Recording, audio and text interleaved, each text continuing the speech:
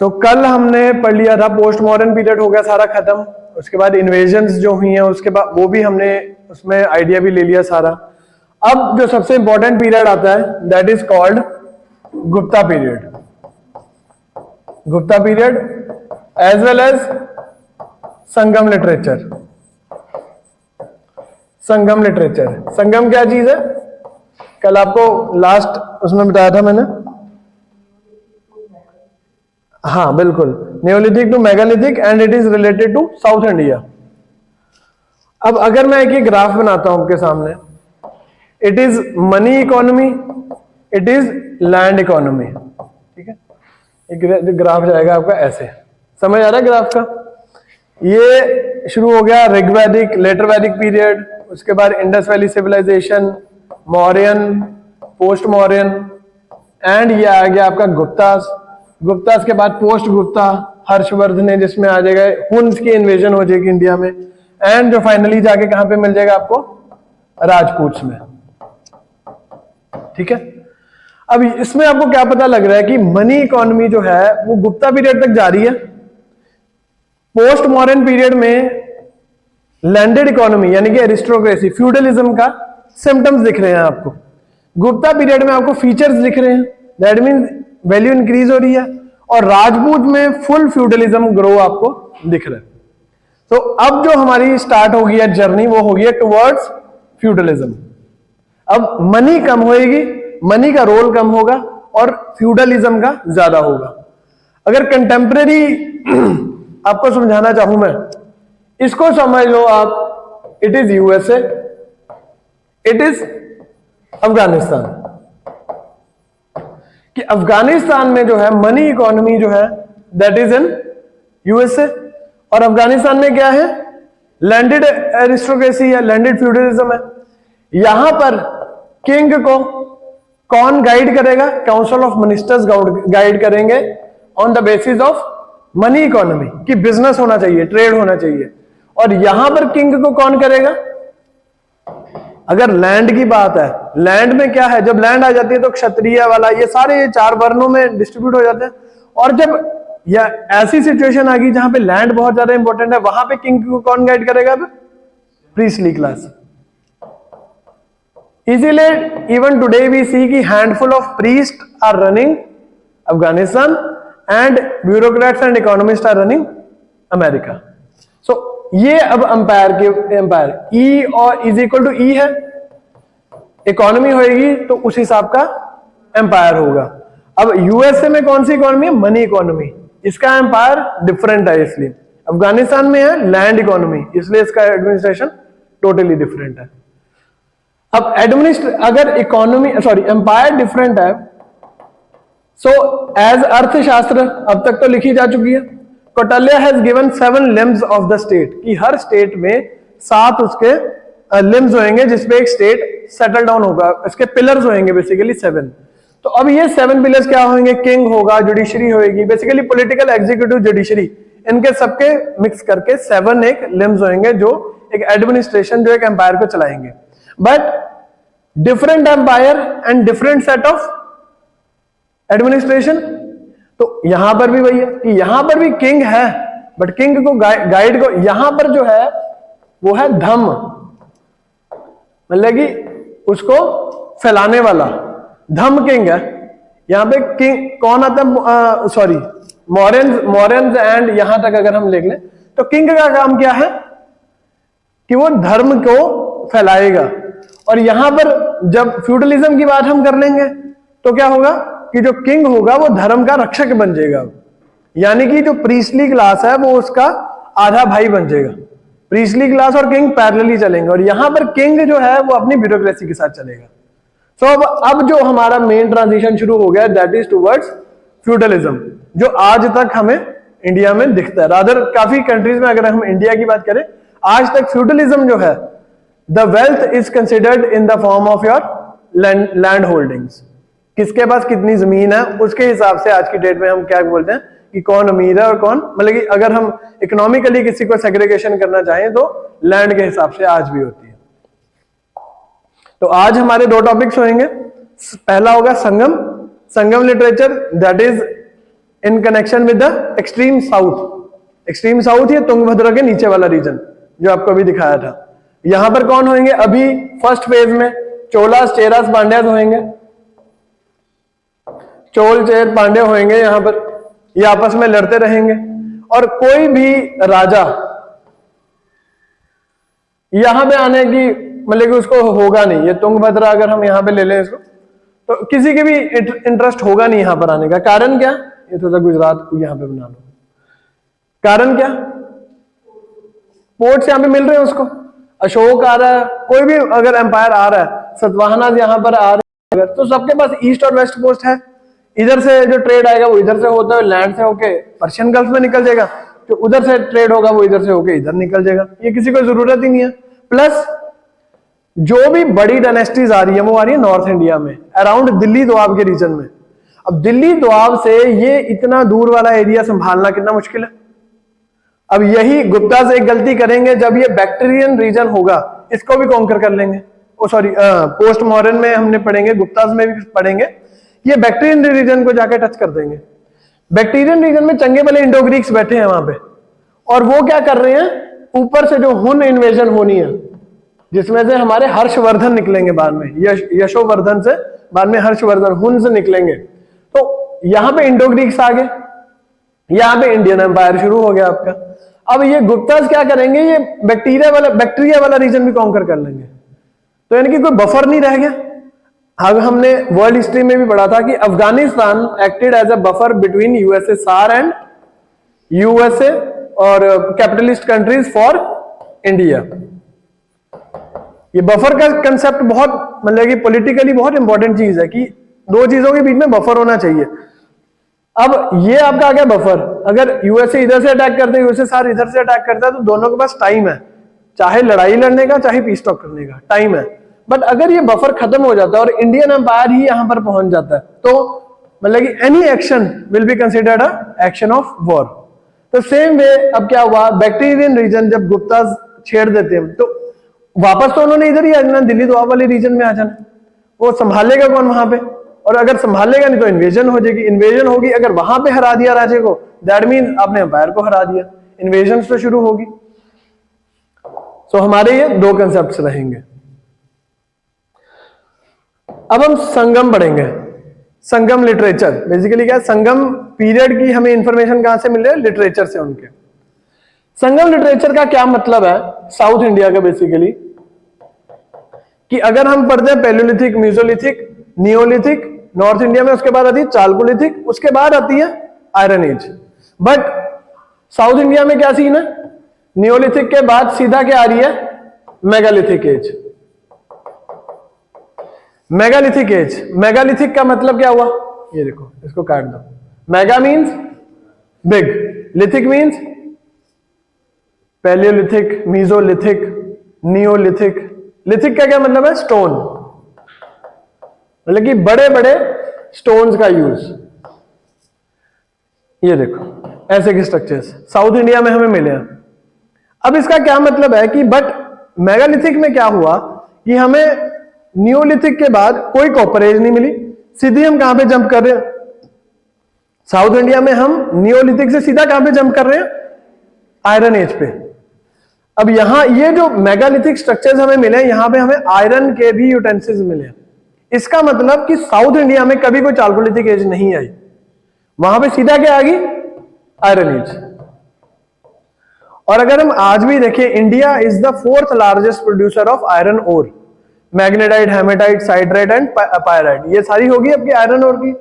And 90% अगर आप approximate लो, 90% of magnetite iron ore is in South India. That means iron वहां पे भर भर के है, बस वो हमें पता नहीं लगा कि कब मिला वहां पे, कब नहीं मिला। तो इसलिए क्या है, वहां पे नोमैडिज्म से सेटल्ड लाइफ कब गई एग्जैक्टली हमें नहीं पता, बट हम इसको क्या बोल देते हैं, नियोलिथिक से मेगालिथिक, मेगालिथिक से संगम एज। 300 BCE टू 300 CE, इस वाले रीजन को हम कह देते हैं। दैट मीन जब नॉर्थ इंडिया में कॉपर यूज हो रहा था, कॉपर ब्रॉन्ज का टाइम चल रहा था, इंडिया और साउथ इंडिया में आयरन ऑलरेडी डिस्कवर हो चुका था। But the later Vedic period, sorry the later iron age जो थी उसके पैरेलली चला साउथ इंडिया, कि जितनी एडवांसमेंट नॉर्थ में आयरन के कंटेक्स्ट में हुई, सेम स्पीड के साथ आयरन में साउथ में भी डेवलपमेंट हुई। दैट मीन्स उसके बाद जो सारा पेस चलता रहा वो इनका नॉर्मल चलता रहा। बट ये जो चालकोलिथिक वाला मिस है साउथ इंडिया में, and direct shift to megalithic age. Megalithic age इसलिए कह रहे हैं इसको क्योंकि वहां पे बड़े बड़े पत्थर मिले हैं हमें, वो हम साइट्स भी अभी मैं बताता हूं आपको। तो ये जो एक डिफरेंस है ना हमें नोमैडिज्म का और घूम के फिर के एक सेटल लाइफ का, ये इतना क्लियर नहीं हो पाता, इसलिए इसको बड़ा ही एक 300 यानी कि 600 साल का हमने टाइम दे दिया। 300 BCE से लेके 300 CE तक, यानी कि 300 BCE से 0 तक आया, 0 से फिर 300 पे, यानी कि 600 ईयर्स का एक पीरियड दे दिया हमने इसको, क्योंकि हमें पता नहीं है।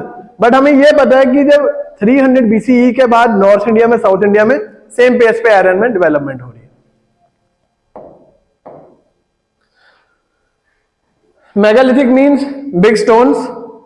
यहां पे हमें क्या मिला है? आयरन के टूल्स मिले हैं और ब्लैक एंड रेड पोटरी मिली है। यहां पे ब्यूरल्स मिले हैं बेसिकली,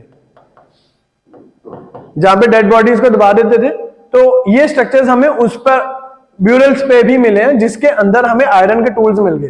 क्योंकि हमने पढ़ा था कि अगर कोई प्रॉस्परस फैमिली से किसी की डेथ होती थी तो उसके साथ घड़ों में कुछ सामान रख देते थे कि जब इसकी डेथ के बाद वो आदमी जाएगा उसकी जरूरत के सामान। कभी मतलब कि ट्विन बरियल भी हुआ है, डॉग्स के साथ ब्यूरल भी हुआ है। तो बरियल्स एक बहुत इंपॉर्टेंट फीचर है। तो अब इस ब्यूरल्स में हमें क्या मिला है? लोहे के यूटेंसिल्स मिले हैं, प्लस हमें कौन सी पॉटरी मिली है? Black and red.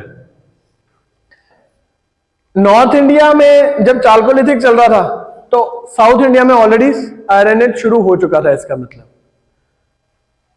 Iron age culture. But क्या हुआ? संगम के बाद 300 BCE के बाद नॉर्थ और साउथ एक ही डायरेक्शन में एक ही स्पीड के साथ डेवलप हुए।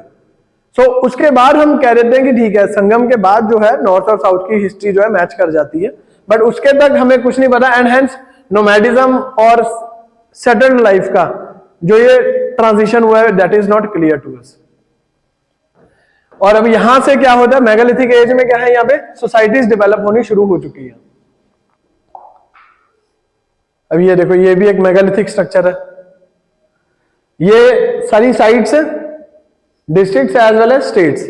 अब ये एक बार रीड जरूर कर लेना कि कौन सी साइट है एंड कॉरेस्पॉन्डिंग कौन से स्टेट में है। ये क्या है कि ऐसे के स्ट्रक्चर्स हमें मिले हैं, या फिर ब्लैक एंड रेड पॉटरी मिली है, या आयरन यूटेंसिल्स मिले हैं। So these are the examples of the sites. ये जरूर लर्न करने हैं। साइट्स, इंस्क्रिप्शंस, लिटरेचर, पोएट्स, ये सारी चीजें, किंग्स की क्रोनोलॉजी, ये बहुत, and the most important king, ये 4-5 चीजें एंशिएंट इंडिया में बहुत जरूरी है। अब हम शुरू कर लेते हैं एग्जैक्टली संगम। संगम क्या चीज है? It is Confluence of all the literary poets under the patronage of Pandyas. And 3 संगम हुए हैं आज तक, दीज आर कॉल्ड मुचंगम्स। इसमें जो टर्म्स हैं वो थोड़ी सी डिफिकल्ट है प्रोनाउंसिएशन में, और मतलब कि काफी लंबी टर्म्स है, तो इसको वर्ड को स्पेशली देखना है आपने। फर्स्ट कहां पे हुई है? मदुरई में। एंड इट इज सेड कि ये किसने अटेंड करी है? गॉड्स एंड लेजेंड्स ने। बट इसका कोई हमारे पास सबूत नहीं है, ना ही हमारे पास कोई सोर्स है कि अगर कोई वहां पे पोएट्स इकट्ठे हुए थे तो कुछ ऑब्वियसली कुछ लिखेंगे। आज भी अगर कवि सम्मेलन होता है तो उसमें क्या है, बुक्स लिखते हैं या बुक्स सुनाते हैं एक दूसरे को। अब सुनाने वाला तो हमारे को कोई श्रुति में तो रहा नहीं, क्योंकि श्रुति क्या होती थी? श्रुति हियरिंग, कि भाई जनरेशन टू जनरेशन सिर्फ कि ग्रैंडफादर ने उसके बेटे को सुना के बताया, उसके फादर ने आगे बताया, जनरेशन में पास ऑन हो रहा है सिर्फ by the means of hearing. अभी लिखित में नहीं है, क्योंकि ये बुक है कि वो थ्रू आउट जनरेशन वो ट्रेवल कर रही है। तो श्रुति फॉर्म में कोई हमें इसका रिकॉर्ड नहीं मिलता।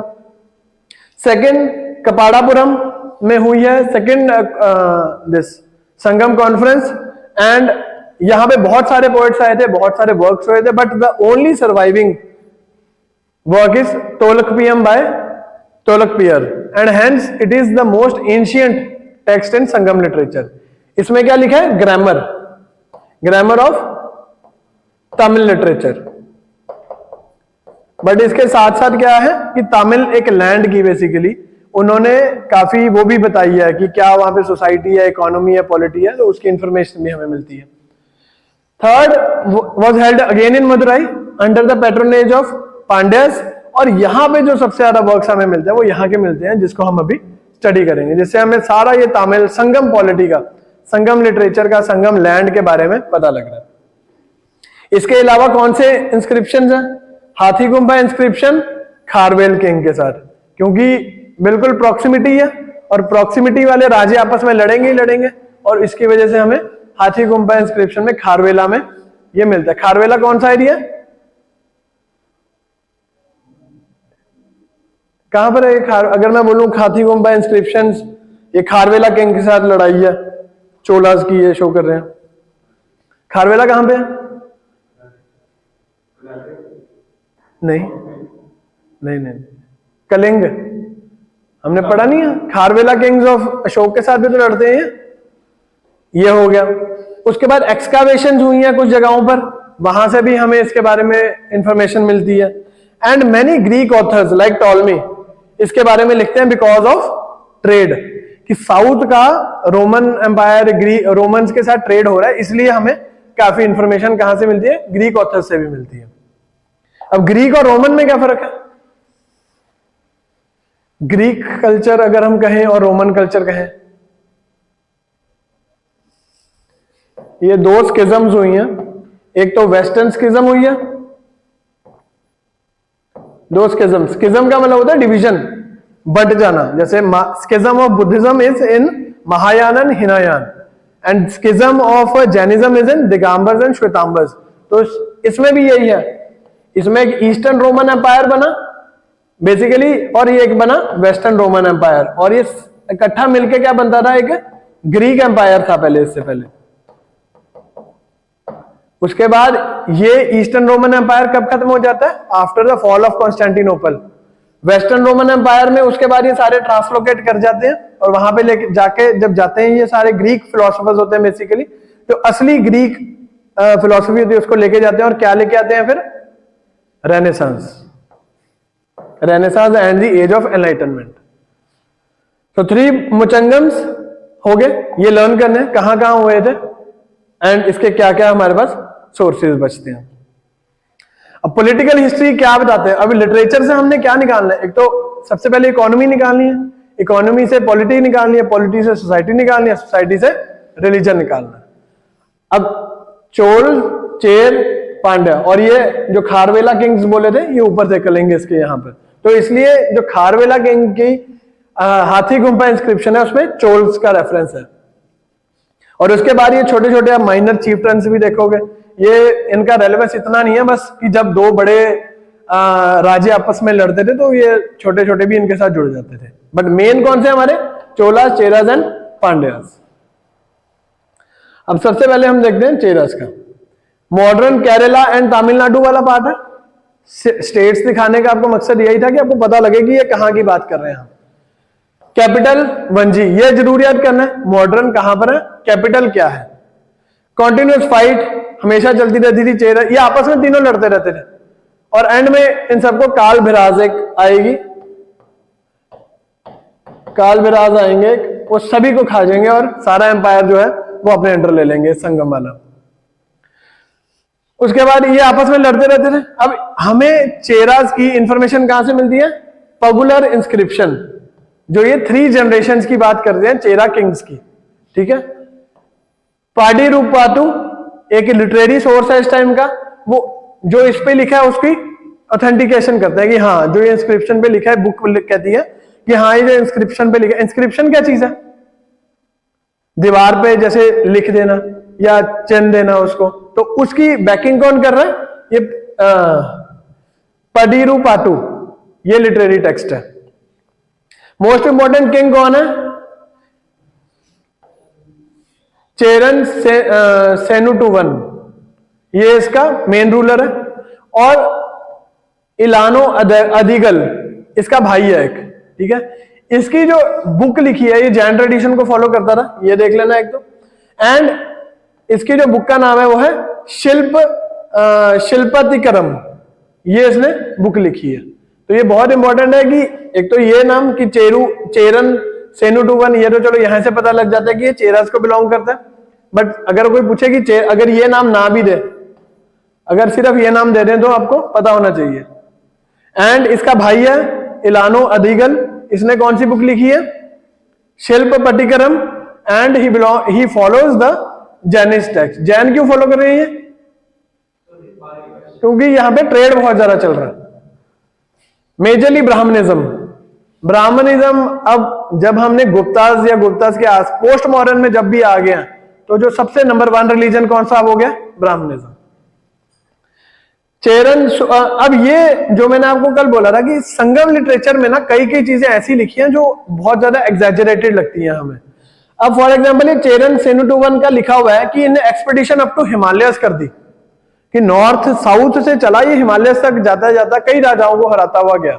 बट ना ही हमें नॉर्थ इंडिया में कहीं इसका रेफरेंस मिलता है, ना किसी हिस्टोरियन में, ना किसी भी किंग के इंस्क्रिप्शंस में हमें इसका रेफरेंस नहीं मिलता। बट संगम लिटरेचर में इसने बोल दिया। उसका कारण क्या?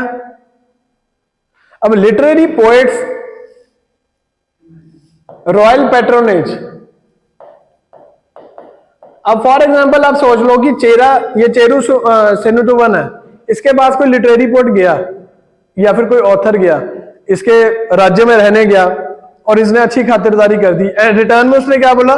बस यार मेरा गुणगान कर दिया अपनी अगली बुक में। क्योंकि education is a very important political weapon. तो उसने बोला कि यार मेरा गुणगान कर दे। उसने ऐसा गुणगान किया कि जाके वो हिमालय पे भी हिमालय तक भी पहुंच के वहां से जीत के आया। तो ये थोड़ी सी एग्जैजरेटेड बात लगती है। इट इज हाईली कंटेस्टेड कि वो हिमालय तक गया भी था कि नहीं गया था। पत्नी कल्ट, ही इंट्रोड्यूस पत्नी कल्ट। पत्नी क्या है? कन्नगी। सुना कभी नाम? गॉडेस कन्नगी है साउथ में। अभी इसकी पूरी स्टोरी सुनाऊंगा मैं आपको। एंड कराईकाल कौन है? एक चोला किंग। बस अभी ये याद रखना कि किसने स्टार्ट करा ये पत्नी कल्ट? चेरू सेनुटुवन ने करा। ही वॉज अ चेरास को बिलोंग करता था एंड पत्नी कल्ट शुरू करा। पत्नी कल्ट, पत्नी एक्चुअल वाला जो वाइफ वाला वर्ड है वही वाला ये पत्नी, और कुछ नहीं है। It is Kannagi, goddess Kannagi इसको कहते हैं। कि इसका जो हस्बैंड था ये पांड्या ट्रेडर था, वो पांड्यास की किंगडम में जाता है, वहां पे किसी और के साथ, किसी और लेडी के साथ रिलेशनशिप हो जाता है, और इसके बदले में क्या होता है? पांड्यास किंग जो होते हैं कन्नगी के हस्बैंड को मार देते हैं। एंड इट इज सेड कि उसके बाद कन्नगी मदुरई यानी कि पांड्यास वाले एरिया में जाती है और सारे मदुरई को आग लगा देती है। तो वहां से पत्नी कल्ट शुरू हुआ है कि कितनी लॉयल एंड कितनी डेडिकेटेड टुवर्ड्स हर हस्बैंड जो है एक वाइफ हो सकती है। एंड इसके नाम पे, कन्नगी के नाम पे क्या शुरू होता है? पत्नी कल्ट। एंड कन्नगी आज भी वहां पे पूजी जाती है। एंड चेरू सेनुटुवन का चोला कौन है काउंटर पार्ट? कराईकाल का मतलब क्या होता है? जिसकी एक लात खराब हो। तो कराईकाल किंग जो है उसका एक लात खराब है, charred leg, CHARRED, charred leg, एक लेग उसकी खराब है, उसको कहते हैं कराईकाल। इसका कंटेम्परेरी है। Major ports east and west में है, जिससे वहां से ट्रेड हो रहा है रोमन एम्पायर के साथ में। अब इसके पोर्ट्स दिखाऊंगा, एक एंड में इसमें अपना इमेज दिखाऊंगा, उसमें सारे पोर्ट्स लिखे हुए हैं, तो उसको एक बार नजर मारनी है और उसमें से गिने चुने कुछ बताएंगे जो इसमें रेफरेंस होगा, वो आपको लर्न भी करना है किसका पोर्ट है, ईस्ट में है वेस्ट में है।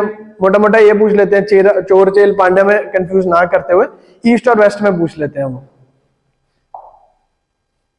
Next is Cholas. कहां पे एम्पायर है? त्रुचि टू आंध्र प्रदेश है, ठीक है। चोलास आगे इधर ईस्टर्न साइड पे आपके। कैपिटल क्या है? उरैयार, फेमस फॉर कॉटन। बट बाद में एक कास्ट चेंज हो जाती है, पुहर। पुहर क्यों हो जाती है? Because Puhar is a port city. अब इन टेक्सटाइल से ज्यादा जरूरी क्या हो गया? पोर्ट। पोर्ट पे ज्यादा कंट्रोल होना चाहिए। इलारा, अ चोला किंग, इट इज सेड कि इसने श्रीलंका को भी कॉन्कर कर लिया था। तो नाम क्या है उस किंग का? Elara. Most famous king Karikala. Karikala का काउंटर पार्ट चेरास में कौन था? चेरू सेनुटुवन।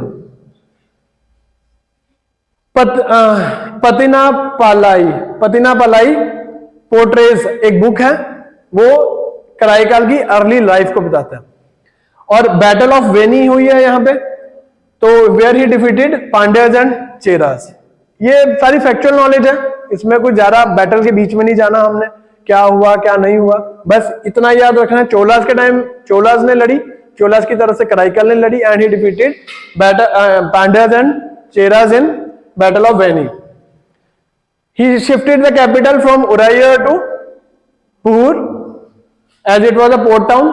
ही मेंटेन्ड एफिशिएंट नेवी। अब एक मूवी आई है PS1, देखिए, उसका फुल नेम मेरे को भी नहीं पता, ऐश्वर्या राय की आई है मूवी, क्या नाम है? हाँ, ये चोलास पे बेस्ड है बेसिकली। वो सेकंड फेज है इंपीरियलिस्टिक चोलास की। अभी इसके बाद दोबारा आएंगे, चेलास एक बार खत्म हो जाएंगे संगम से, उसके बाद दोबारा आएंगे। तो ये उनकी है। तो नेवी में बहुत स्ट्रांग थे वो, साउथ इंडिया।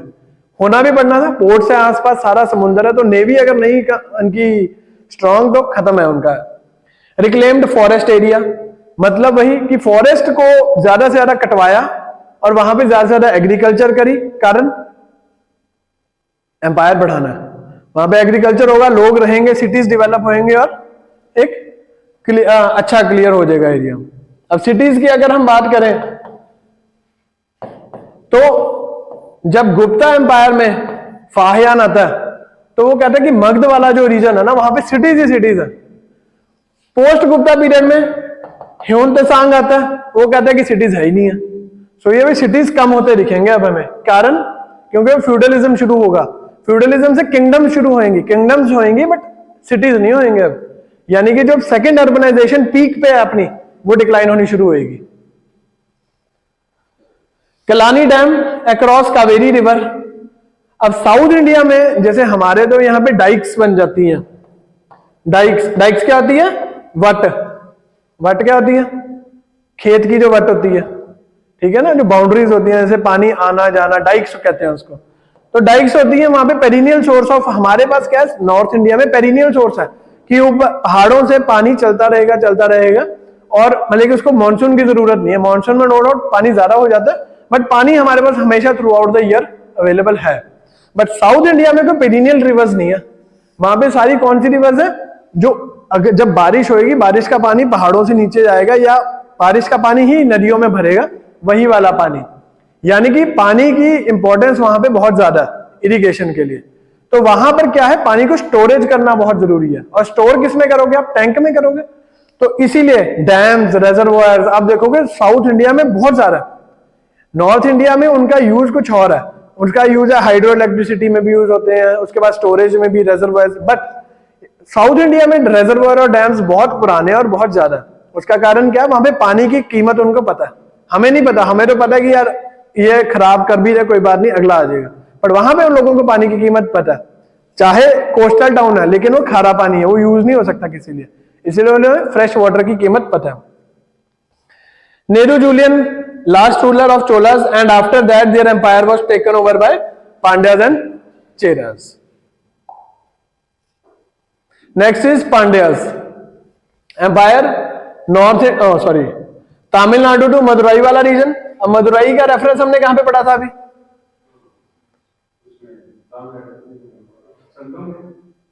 नहीं, संगम तो चल रहा है। हाँ, पत्नी कल्ट में पढ़ा ना अभी, मदुरई को आग लगा देती है करने की। तो ये वाला पांड्याज किंग है, क्योंकि पांड्याज इसका जो हस्बैंड है कोवलन, उसको मार देते हैं। सो तमिलनाडु एंड मदुरई वाला जो रीजन है that is under Pandyas king, ठीक है। And Madurai was their capital. Patronised Sangam literature, जो तीनों संगम जो हैं they are held under the royal patronage of Pandyas only. Nedunjeliyan was their important ruler. इसमें दो नेहरू जूलियन हुए हैं, ठीक है। एक तो अरियापदी और दूसरा कौन हुआ? ये तलाई जला गनाटू। दो नेहरू जूलियंस हुए हैं इसमें। तो ये दो बहुत इंपॉर्टेंट है। तो अगर आपको सिर्फ ये वर्ड आ जाता है एंड वो कह रहे थे किसके साथ रिलेट करोगे? पांड्याज के साथ करोगे। बट इसका थोड़ा सा ना इमेज, वर्ड की इमेज जरूर हो आपके माइंड में, चाहे आपको स्पेलिंग नहीं भी आते हमें प्रोनाउंस में, बट इमेज आपको सब पता लगना चाहिए कि यार ये ऐसा सा कोई वर्ड है। इमेज कैसे क्रिएट होगी आपकी? जब बार बार रिवाइज करोगे एक चीज को। विजुअल्स जब आप देखोगे, अब हम मूवी देखते हैं, एक एक सीन याद होता है, कारण क्योंकि हम देख रहे हैं उस चीज को।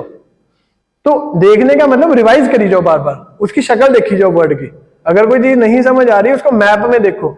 अब हम अगर ये ग्राफ मैंने आपको बताया कि ये गुप्ता पीरियड है, ये मौर्यन अगर हम ले लें, और ये राजपूत एरा है, यहां से यहां लैंड है, ओ सॉरी मनी इकोनॉमी है, यहाँ पे लैंडेड इकोनॉमी है। अब इस ग्राफ को देखोगे ना, आपको कंसेप्ट समझ आ जाएगा।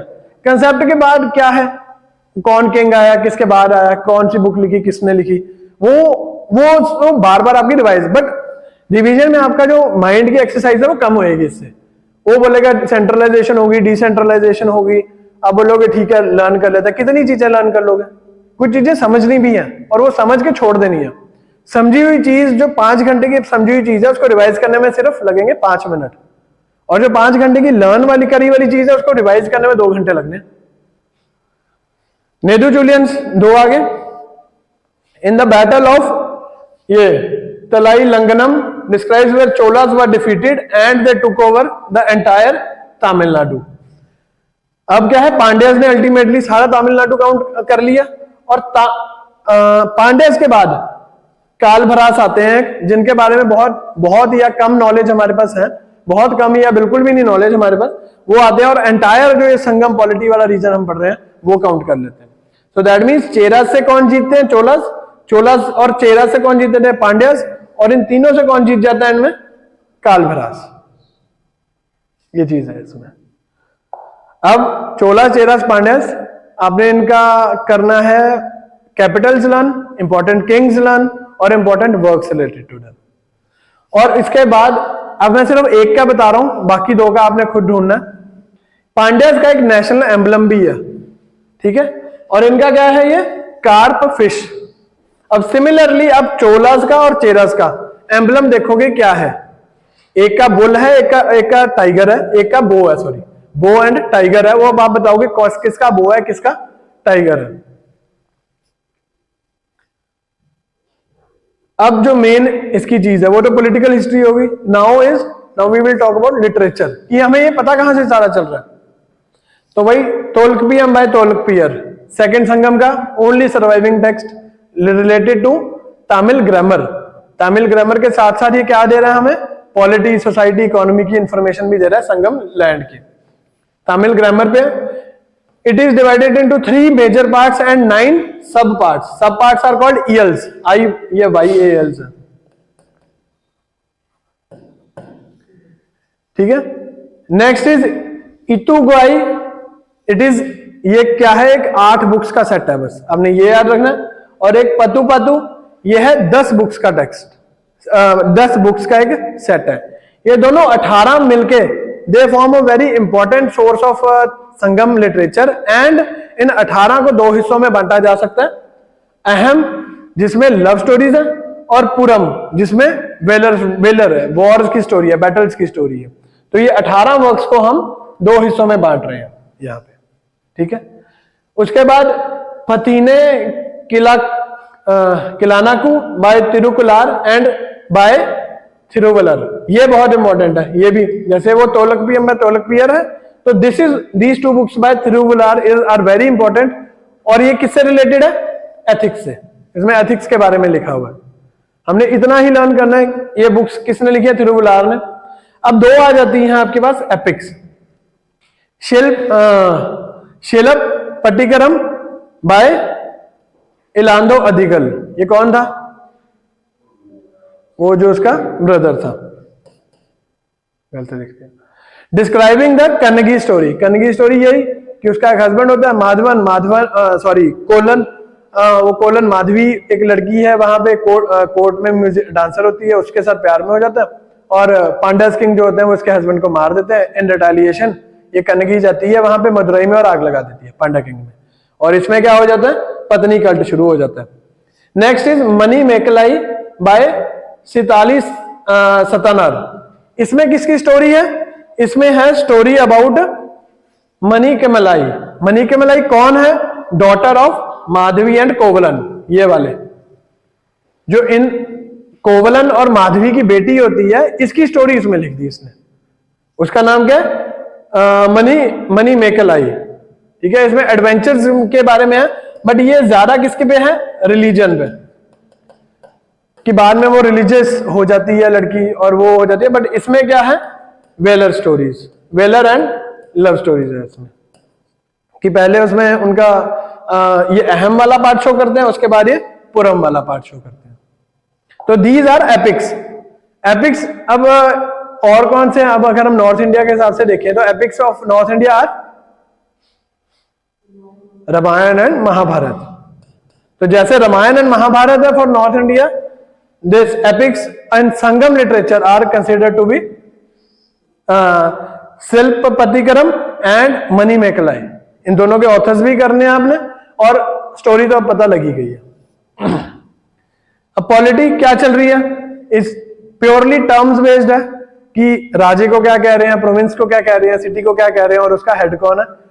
ये सिर्फ ये आपको लर्न करनी पड़ेगी। हेरिडिटरी मोनार्की है, राजे का बेटा राजा, उसका बेटा आगे राजा, ये चल रहा है सारा system. Kingdom was called mandalam. Mandalam was divided into nadus. Nadu मतलब तमिलनाडु जो बना, इससे बना, मतलब कि एक पूरे संगम को अगर इकट्ठा कर दो तो मंडलम हो गया। उसके बाद उसकी डिवीजन कर दो, दैट मींस स्टेट वाइज कर दो, तो वो बन गया Nadu. And it was led by advisory council. Advisory councils होते थे जो किंग को एडवाइज करते थे, दैट वाज कॉल्ड अवई। मिनिस्टर्स को क्या कह रहे हैं, अमाइचर। प्रीस्ट को क्या कह रहे हैं, अनंथार। मिलिट्री कमांडर को अब यहाँ पे सेनापति ही कह रहे हैं। एनवॉइस, एनवॉइस मींस दूत। फॉरेन डिप्लोमेट्स या डिप्लोमेट्स जो होते हैं उन्हें क्या कह रहे हैं, थूथार। स्पाइस और आर, ये मिल रहे हैं। टाउन को क्या कह रहे हैं, उर। ठीक है, किसी भी नाम के पीछे उर लगेगा ना, अगर सिटी के नाम के पीछे, दैट मींस किसी भी जगह के नाम के पीछे उर लग गया तो that means it is a city, town. Big village, बड़े विलेज को क्या कह रहे हैं हम, पेरूर। छोटे विलेज को क्या कह रहे हैं, सिरूर। ओल्ड विलेज को कह रहे हैं, मुदूर। ये टर्म्स हैं, ये ऐसे ही लर्न करनी पड़ेंगे आपको। एंड फंडामेंटल यूनिट क्या है ऑफ विलेजेस। विलेजेस को कौन एडमिनिस्ट्रेट कर रहा है, मनारम्स। अब ये मनारम्स ही हैं जो आज की डेट में पंचायत बनी है। पंचायती राज इंस्टीट्यूट जो है वो यहां से बोरो हुआ पड़ा कि पंचायत, वैसे नो डाउट नॉर्थ इंडिया में भी सारा सिस्टम था कि ग्राम, ग्रामिका, उसमें अलग लेवल पे, विलेज लेवल। बट जो ये पंचायती राज इंस्टीट्यूट की अगर हम बात करें, लोकल सेल्फ गवर्नमेंट, जो 73rd एंड 74th अमेंडमेंट से ऐड हुए हैं हमारे, तो that is based on this मन्नारम्स। अब क्या है, regular army and horses. North से इन्वेजन की बात करी थी हमें, इंडो ग्रीक्स आए, इंडो ग्रीक्स के बाद सिंथियंस आए, सिंथियंस के बाद यूशीज आए, और इधर से पार्थियंस आ रहे हैं। तो दैट मींस ये सारे सेंट्रल एशिया से आ रहे हैं। अपने साथ क्या ले, ग्रासलैंड का जो शिप ऑफ डेजर्ट अगर कहते हैं हम कैमल को, तो ship of grassland is horse. तो ये हॉर्स लेके आ रहे हैं, एंड हेंस हॉर्स जो है वो आर्मी का इंटेग्रल पार्ट बन गया। लैंड रेवेन्यू, अगर एक एम्पायर बन रहा है उसके बाद पैसा आ रहा है कहीं से, तभी वो एम्पायर बन रहा है, नहीं तो वही नोमैडिज्म वाली लाइफ है। लैंड रेवेन्यू बहुत, यूपीएससी, स्टेट सर्विसेज या कोई भी एग्जामिनेशन है वो लैंड रेवेन्यू पे जरूर बात करती है कि पैसा आ कहां से रहा है। जो अगर प्रोस्पेरिटी की बात कर रहे हैं, किसी को इतना हम टाइम दे रहे हैं किसी को पढ़ने के बारे में, क्यों दे रहे हैं, क्योंकि वो प्रॉस्परस है और उससे हम इसीलिए सीखेंगे कुछ। Tolls were called Ulgu. Custom duties Sungam. King, जो किंग को ड्यूटीज जा रही है, भाग बली जा रही है, दैट इज कॉल्ड कादम्बी और या पडुवाड़ू। और कोई भी टेरिटरी यील्डिंग टैक्स, उसको क्या कहते हैं, Variyam. Variyam is headed by a warrior. Roads were safe and free from crime. Trade हो रहा है, अब एक ट्रेडर को क्या चाहिए कि क्राइम ना हो, कि अगर मैं पैसे लेके जा रहा हूं ये ना हो रास्ते में से मैंने छीन ले, या फिर मैं अपने ऑफिस में बैठा हूं मेरे पास आए फोन कि भाई हफ्ता दो, ये चीजें हो। तो क्राइम और रोड जो हैं बहुत क्लियर चाहिए एक ट्रेडर के लिए, ट्रेड करने के लिए, क्योंकि अगर ट्रेड होगा तभी इकोनॉमी बनेगी, इकोनॉमी बनेगी तभी एम्पायर बनेगा। Society, society there was a 5-fold division of land. Land को डिवाइड करा हुआ था। कुरिंजी किसको कहते थे, हिली एरिया को। मुल्लई किसको कह रहे हैं, पास्टोरल लैंड्स को, जहां पे भेड़ बकरी कैटल आपकी चरेगी। मुदुरम किसको कह रहे हैं, एग्रीकल्चरल लैंड को। नेदल इज कोस्टल एरियाज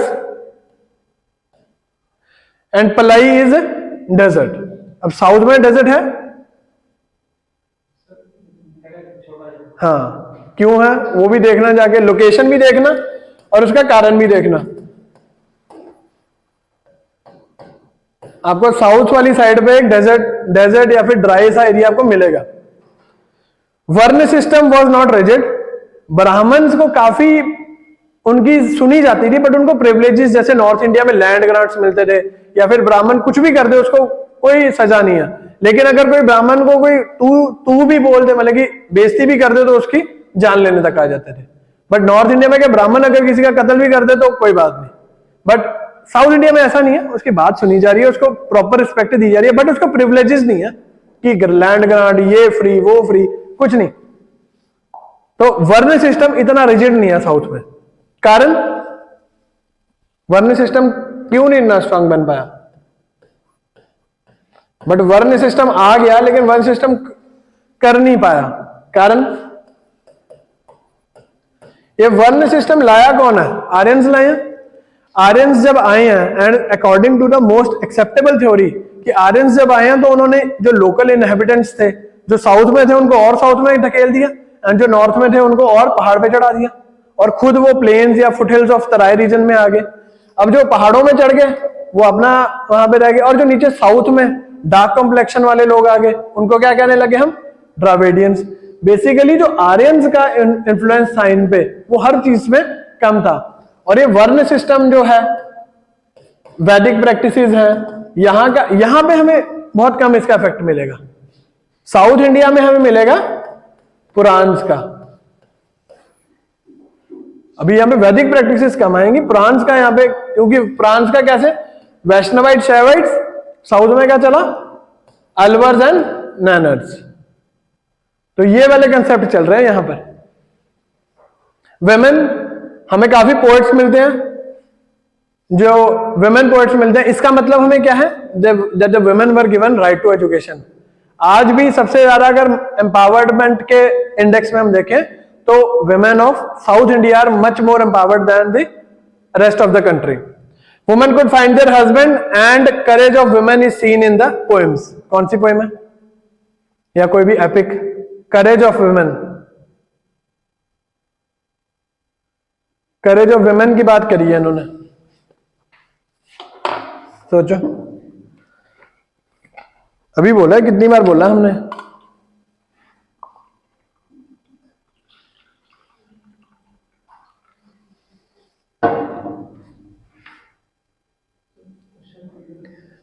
मैंने यहां पे लिखा है कि courage of women is seen in poems. Literature में वुमेन के करेज के बारे में बात करी गई है। बताओ कहां पर करी है?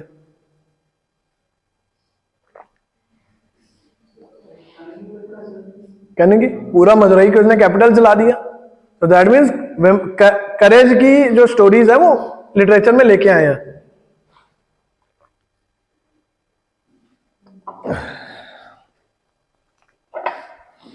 सती, सती यहां पे क्या बोली जा रही है? तिपाया दल। It was prevalent but it was not enforced. जैसे अगर हम इसको नॉर्थ इंडिया के कंसेप्ट में देखें, वहां पे तो फोर्सफुली की भी, जो after the death of husband lady को साथ में बांध के जला दिया जाता था, यहाँ पे एनफोर्स्ड नहीं था, यहाँ पे प्रेवलेंट था। यहाँ पे जैसे सॉर्ट ऑफ वॉलेंट्री टाइप्स लगा लो आप, but it was not enforced here. Conditions widow की मिजरेबल थी, and we see presence of women dances. Women dances कैसे? कोवलन और माधवी वाला सीन, जो पांड्यन रीजन वाला था। नाउ आर्ट्स, आर्ट्स को हम डिटेल में कब करेंगे? आर्ट एंड कल्चर में।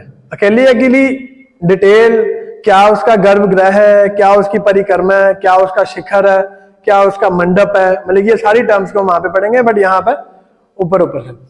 Classical music and dance develop होना शुरू हो जाता है संगम में।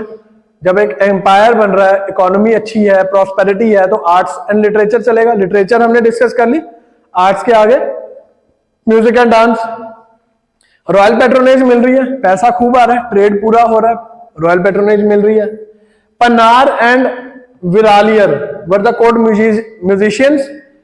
यज एंड ड्रम्स, यज क्या होता है? एक हार्प होता है, ये ना ऐसा होता है, यहाँ पे स्ट्रिंग्स लगी होती है, उसको ऐसे ऐसे बजाते हैं, जो समझ आया ये हार्प क्या चीज है?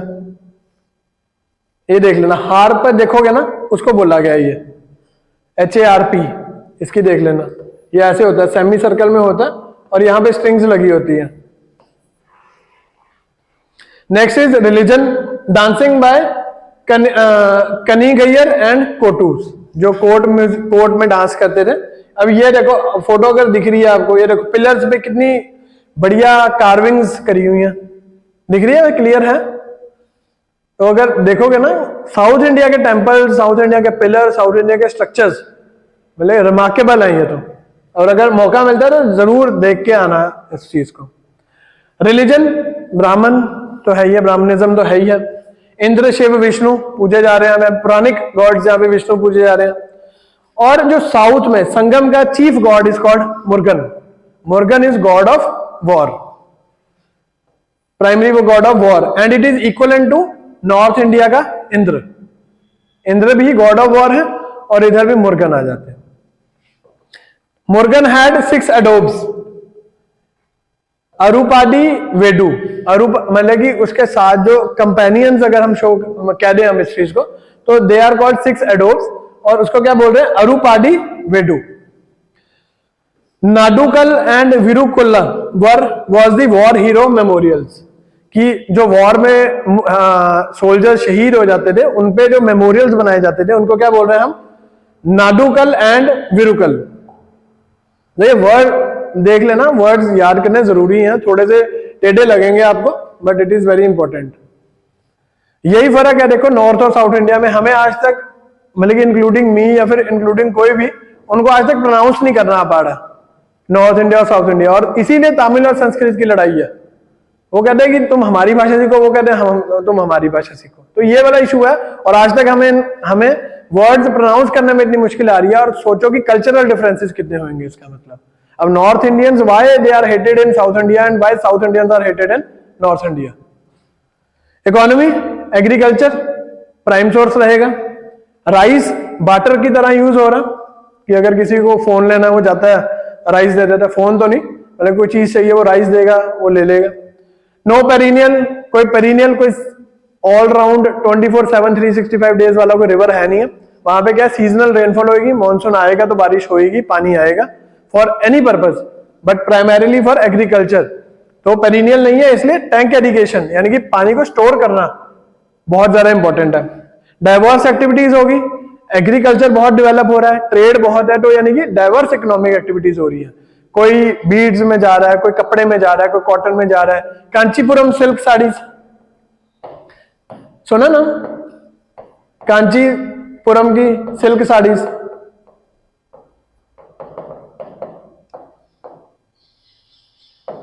सुनिए, कांचीपुरम की सिल्क साड़ीज आज तक बहुत फेमस है। ये कहां पर है, ये सारा संगम में ही है, तो यानी कि डाइवर्स इकोनॉमिक एक्टिविटीज चल रही है। कॉटन एंड सिल्क में बहुत अच्छा जा रहा है इनका।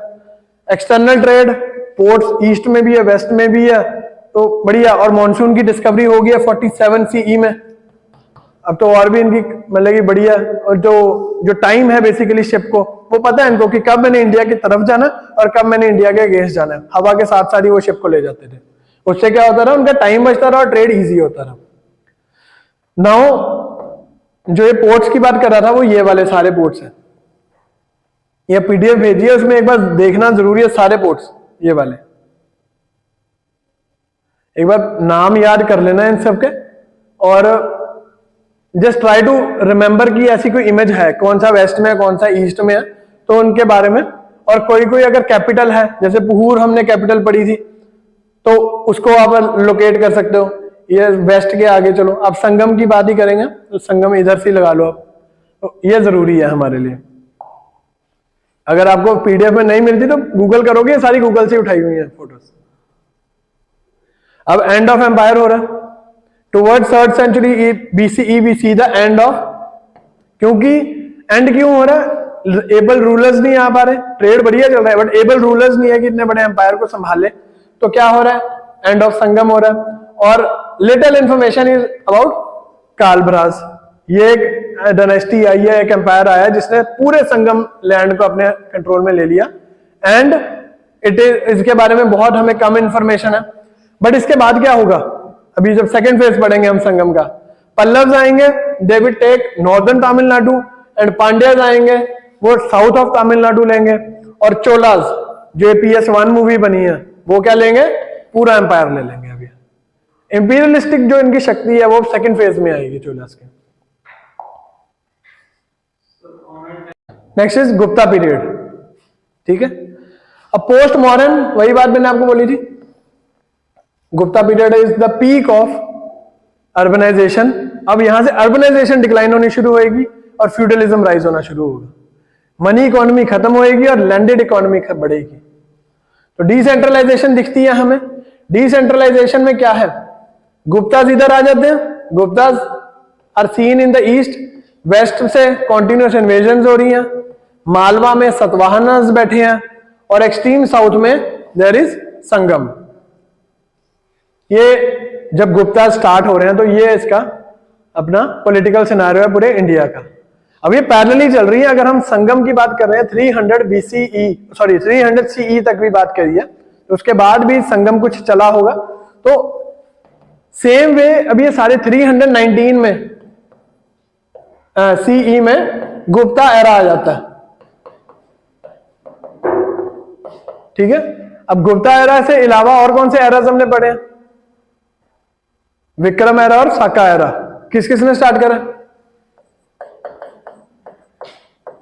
विक्रम और साका एरा। विक्रम कब शुरू हुआ, 57 BCE, और साका एरा जो हमारा नेशनल कैलेंडर है that is started in 78 AD यानी कि CE। सो अब गुप्ता जाएंगे 319 CE में गुप्ता एरा स्टार्ट करेंगे। अब ये याद करना है कि कौन सा एरा किसने स्टार्ट करा, कब स्टार्ट करा। ये क्रोनोलॉजी में पूछ सकते हैं, मैच द फॉलोइंग में पूछ सकते हैं, ट्रू फॉल्स में पूछ सकते हैं। So it is very important. तो अब ये पूरा सिचुएशन है जब गुप्ता स्टार्ट हो रहे हैं। अब गुप्ता कहां से स्टार्ट हो रहे हैं, मगधा से ही शुरू हो रहे हैं। अब मगध से क्यों शुरू हो रहे हैं बताओ, हनमोरन एम्पायर भी क्यों मगध से शुरू हुआ,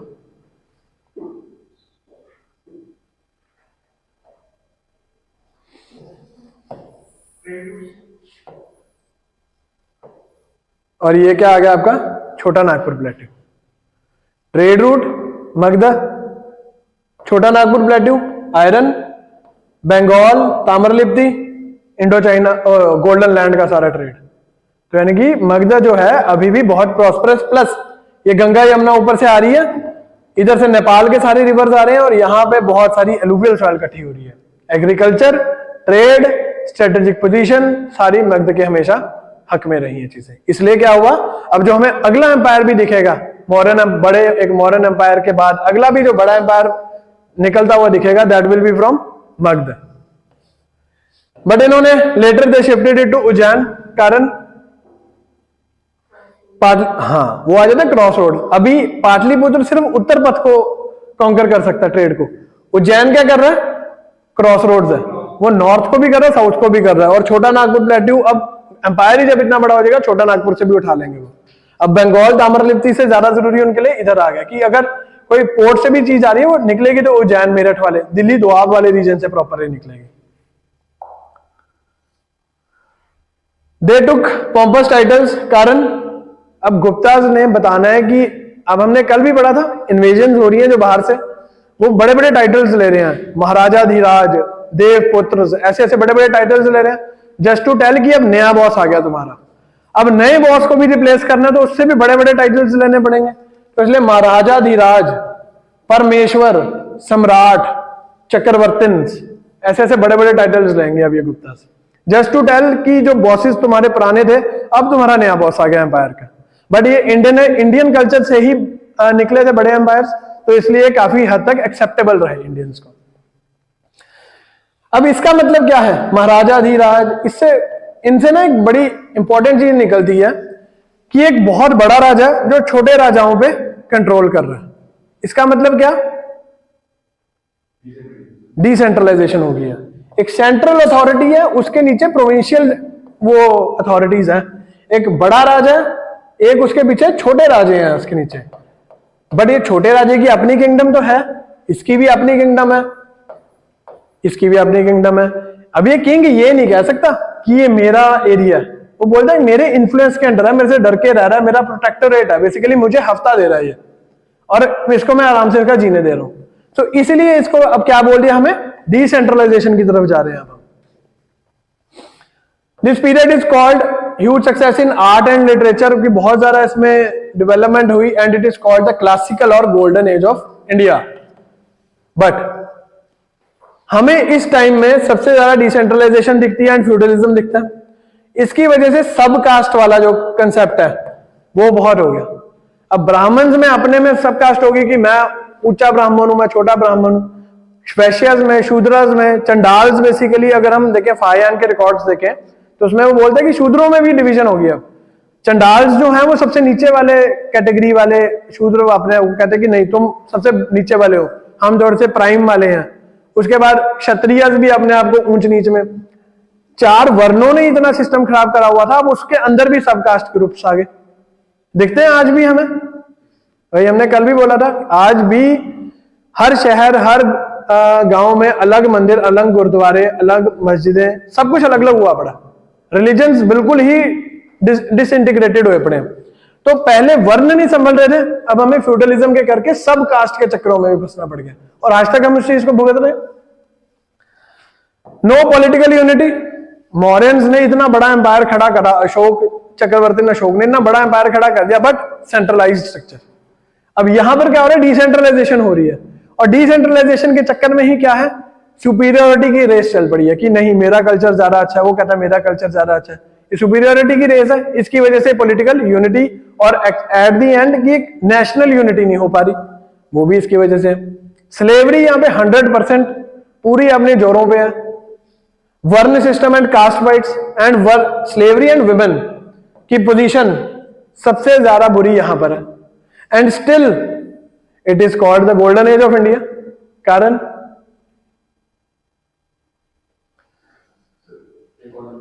नहीं, इकोनॉमी से ज्यादा चैप्टर फर्स्ट जो हमने पढ़ा नेशनलिस्टिक व्यू पढ़े थे हमने, कि मैक्स म्यूलर और विंसेंट स्मिथ ने क्या बोला था कि इंडियंस को तो बिल्कुल भी अकल नहीं है, ना इनका कुछ कल्चर है, ना इनको कोई तमीज है, कुछ भी नहीं है, ये जीरो लोग हैं। उसके बाद क्या हुआ, नेशनलिस्टिक व्यू आया, जो इंडियन नेशनल्स थे, those who were lucky enough to find education, उन्होंने क्या बोला कि नहीं यार ये सारी चीजें गलत बोल रहे हैं। अब अगर किसी को आप बोल रहे हो कि आप गलत बोल रहे हो तो उसको आपको एग्जाम्पल देना पड़ेगा। अब एग्जाम्पल हवा में तो हम कह नहीं सकते कि नहीं जी हमारा बहुत अच्छा कुल था। तो अब उन्होंने क्या ढूंढना है, एम्पायर ढूंढना है इंडियन हिस्ट्री में से। नेशनलिस्टिक हिस्टोरियंस ने क्या करना है, पूरी हिस्ट्री की बुक खोलेंगे और देखेंगे कि यार थोड़ा बहुत काम किसने करा। अब थोड़े बहुत को एग्जेजरेट करके बुक्स में शो करना, अब जो नॉर्थ वेस्ट से इन्वेजन हुई वो तो शो कर नहीं सकते कि यार वो तो बाहर के लोग थे, वो आए और डेवलपमेंट करके इंडियन कोई एम्पायर को ढूंढेंगे, और इंडियन एम्पायर, इसके बाद तो दिल्ली सल्तनत आ जाएगी, उसके बाद ब्रिटिशर्स आ जाएगी। इंडियन एम्पायर लास्ट ऑप्शन क्या बचता है इनके पास, गुप्ता एम्पायर। हुन्स भी जो आएंगे, हर्षवर्धन भी जो आएगा वो भी बाहर से आएगा। तो गुप्ता एम्पायर इंडिया से ही निकला है, इंडिया की ही अपना एम्पायर है। तो इंडिया को पूरा एग्जैजरेट करके वो पूरा मतलब कि इसका वो निकाल लेंगे, और इसलिए वो बोलेंगे कि नहीं जी देखो यहाँ पे आर्ट में, साइंस में, लिटरेचर में, टेम्पल्स में कितना डेवलपमेंट हुआ, ट्रेड बढ़ा, सोने के सिक्के बढ़ते रहे यहाँ पे। बट यहाँ पे सोने के सिक्कों की प्योरिटी कम हो जाएगी अब, और अगर प्योरिटी कम होगी किसी चीज की, मिलावट शुरू होगी, दैट मीन्स इकोनॉमिक खत्म हो रही है यहाँ पर अब हमारी। बट यहां पर इन्होंने शो करते हैं कि नहीं जी आर्ट, लिटरेचर, साइंस में हम बहुत डेवलप करें, इसलिए Gupta age is called golden age of India. ये जो मैंने आपको बताया पर्सपेक्टिव है सिर्फ, मुझे मतलब कि जो अगर हम देखेंगे, अगर इतनी सारी सोशल प्रॉब्लम्स थी जिसकी वजह से आज तक इंडिया में इश्यूज चल रहे हैं, उस एज को हम गोल्डन एज कह रहे हैं, तो ये पर्सपेक्टिव है। But the matter of fact is Gupta age is called the golden age of India. कहीं भी कोई पूछता है, कोई आंसर है, कुछ भी है, तो it is called the golden age of India. And ज्यादा हद तक आंसर में अपने 80% अपने आंसर में इसको सपोर्ट करना है हमने। सिर्फ 20% हम कह सकते हैं कि नहीं, इतना सारा कुछ अच्छा होने के बावजूद भी कुछ कुछ इश्यूज थे जो हैंडल हो रहे हैं।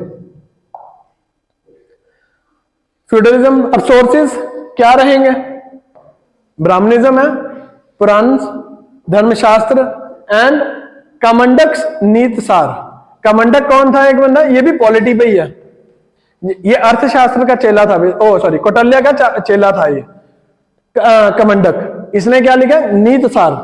नीत सार इज अनदर बुक लाइक अर्थशास्त्र ऑन पॉलिटी है। याद करनी है। फाहयान, अब फॉरेन इन्वेडर्स भी आ रहे हैं, फॉरेन ट्रैवलर्स भी आ रहे हैं, सॉरी चंद्रगुप्त 2 के टाइम पे आता है। और वो आता क्यों है यहाँ पे? क्योंकि फाहयान आ रहा है चाइना से, जहां पे बुद्धिज्म बहुत ज्यादा स्प्रेड हो गया। अब वो कहते हैं कि जहां से बुद्धिज्म पैदा हुआ है मैं वहां पे जाऊंगा और बुद्ध की असली टीचिंग्स को लेके आऊंगा। तो फाहयान इंडिया आता है चंद्रगुप्त 2 के टाइम पे और यहाँ से बुद्धिस्ट मैन्युस्क्रिप्ट्स इकट्ठी करता है और पाटलिपुत्र में रहता है मोस्ट ऑफ द टाइम अपना, और चंद्रगुप्त 2 के एरा में आता है। बट चंद्रगुप्त 2 का नाम इसके पूरी राइटिंग्स में कहीं नहीं मिलता हमें। ये पॉलिटी, सोसाइटी, इकोनॉमी, इसके सबकी बात करता है, बट चंद्रगुप्त 2 का नाम नहीं लेता ये। चंद्रगुप्त 2 कहता क्या है, ये बहुत जरूरी है। जो फॉरेन ट्रैवलर्स आए वो मोटी मोटी क्या चीज कह रहे हैं। अब ऐसी मेगास्थनीज जब आया इंडिका में, उसने क्या लिखा कि नो स्लेवरी, 7 कास्ट, ये चीज याद रखनी है हमने। सेम वे फाहयान का क्या कहते हैं कि free hospitals and charitable services. इसका मतलब क्या कि बहुत ही बेनेवोलेंट है, राजे बहुत दरिया दिल है लोग, कि वो चैरिटी बहुत ज्यादा करते हैं। आयतसांग जो है गुप्ता के बाद आता है, but he gives the information about Shrigupta. Shrigupta is considered to be the founder of Gupta empire. Hence he created shrines for Chinese pilgrimage. Mriga Shikhav, it is called Temple of China. East में पड़ता है ये, ईस्ट इंडिया में। Srigupta is considered to be the founder of Gupta Empire, followed by Ghatotkacha. अब inscriptions कहां से मिलती है? एक तो मेहरौली आयरन पिलर, वही कुतुब मीनार वाला, इलाहाबाद पिलर, यहां से इंफॉर्मेशन मिलती है। And they are written in Sanskrit and Nagari script. अब प्योर मतलब की जो संस्कृत लैंग्वेज है उधर हो गया, प्राकृत पाली सब खत्म हो गया, अब दोबारा किधर आ गए? संस्कृत पे। कॉपर प्लेट्स मिलती है हमें तामपत्र पे, जिसमें हमें काफी इंफॉर्मेशन मिलती है कि किसने डोनेशन दिया, किसको दिया और कैसे दिया और क्या दिया। कॉइन्स बहुत ज्यादा मिलते हैं, जिसमें हर किंग अपने आप को ग्लोरीफाई करने की कोशिश करता है। जैसे अगर समुद्रगुप्त ने दिखाना है कि मैं म्यूजिक को बहुत पसंद है, तो खुद वो वीणा पकड़ता है और बजाने लग जाता है, कॉइन में बना हुआ है। और अगर कोई अश्वमेध करा रहा है, अश्वमेध, तो वो घोड़ा बना देगा और अपनी फोटो बना देगा साथ में कि मैं ऐसा इतना बड़ा राजा हूं कि मैं अश्वमेध कराने की हिम्मत रखता हूं। Legends and figures. उसके बाद Mathura, Nalanda and Banaras, they became the important seats of learning. Nalanda university was destroyed by which Khalji? Khalji ruler है 1193 AD, Bakhtiyar Khalji. Banaras schools of arts क्या शो करते हैं? बुद्धा सिटेड पोजीशन, ये वाला बनारस स्कूल ऑफ आर्ट। अब देखो इसमें बाल देखो, करली हेयर है। करली हेयर का मतलब ग्रीक इफेक्ट आ गया अब इंडिया पे, आर्ट पे। इतनी माइन्यूटली आर्ट को देखना, इसीलिए आर्ट को मैंने अलग रखा है। सिर्फ ये नहीं कि सिटेड बुद्धा है, ठीक है। अब उसके बाद ये पोजीशन, ये हाथों की पोजीशन, ये ध्यान मुद्रा है कि भूमि स्पर्श मुद्रा है। और भूमि, अब अगर भूमि स्पर्श मुद्रा है तो उसका मतलब क्या है कि जिसमें बुद्ध जो है जमीन को हाथ लगा रहे हैं। कई स्टैचू देखते हैं जो जमीन को ऐसे हाथ लगाते हुए स्टैचू मिलते हैं हमें। भूमि स्पर्श मुद्रा फॉर एग्जांपल अगर हम देखें,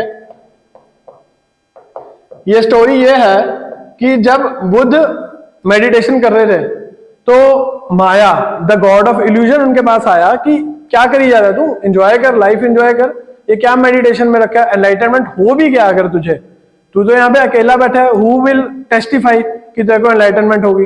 तो then Buddha touches the earth and calls upon the goddess of earth कि अगर मुझे एनलाइटनमेंट होती है तो जो ये धरती है ये मेरी गवाह होगी कि मेरे को निर्वाण मिल गया, एनलाइटनमेंट होगी। तो ऐसे इतना मतलब कि डिटेल में चीज है आर्ट एंड कल्चर। अभी ये ध्यान मुद्रा है, तो ध्यान का मतलब क्या है कि कौन सी फिंगर हाथ में पकड़ी हुई है, या फिर कौन सा हैंड मतलब कि रेस्टिंग पोजीशन में है, कौन सा कैसी पोस्चर में, तो ये सारी चीज पढ़नी पड़ेगी हमें आर्ट में। Paintings of Ajanta Ellora religious faith को बताते हैं अब इसमें। तो पेंटिंग्स में भी हमें सारा पढ़ना पड़ेगा, कौन से सेक्ट को फॉलो कर रहे हैं, कैसे बना रहे हैं पेंटिंग को, तो ये सारा हमें करना पड़ेगा। Political history, Srigupta founder and they are the feudatories of Magadha. Mauryan dynasty जो थी उनके ही ये फिड्यूशरीज थे, उनको लैंड दी थी जिसको, तो वो धीरे धीरे से जो लैंड लॉर्ड है वो इतना ज्यादा स्ट्रांग हो गया कि वो खुद राजा बन गया, लैंड लॉर्ड राजा बन गया। प्लस गुप्ता मतलब वैश्यस, यानी कि जो क्षत्रिय का रोल था किंग बनना सिर्फ, अब किसने देख लिया, अब वैश्यस खुद ही राजे बनने लगे कि छोड़ो अपने बंदे खिलाने के लिए। इसीलिए trade and commerce is till date India में प्राइमरी चीज है, पॉलिटिकल चीज बाद में आती है। पहले जब तक ट्रेड इंटरेस्ट नहीं फुलफिल होता तो पॉलिटिकल इंटरेस्ट नहीं फुलफिल होता। Ghatotkacha his successor and he took the title of Maharaja. Maharaja means राजाओं का राजा, छोटे राजाओं का एक बड़ा राजा, जस्ट टू शो कि अब फ्यूडेटरी किंग्स बहुत ज्यादा, किंगडम छोटी छोटी बहुत ज्यादा बन चुकी हैं। सबसे पहला इंपॉर्टेंट रूलर कौन आता है, Chandragupta one. He took over in 319 CE and started the Gupta era. ठीक है, अब ये देखो चंद्रगुप्त का जो है मगध वाले रीजन के आसपास ही अभी सिर्फ इसकी एम्पायर है। नॉर्थ वेस्ट की इन्वेजन चली जा रही है अभी तक, इधर संगम चल रहा है, इधर सतवाहनाज है। ही क्रिएटेड मैट्रिमोनियल अलायंस, बड़े ही स्मार्ट लोग हैं ये, मैट्रिमोनियल अलायंस कराएंगे, लिच्छावी प्रिंसेस से करेंगे, कुमार देवी से, वो वाला एरिया नॉर्थ वाला एरिया बेसिकली अपने अंडर ले आएंगे। Guptas was pressing out Kushan. अब यहां पे कौन थे, कुशान्स थे उस टाइम पे।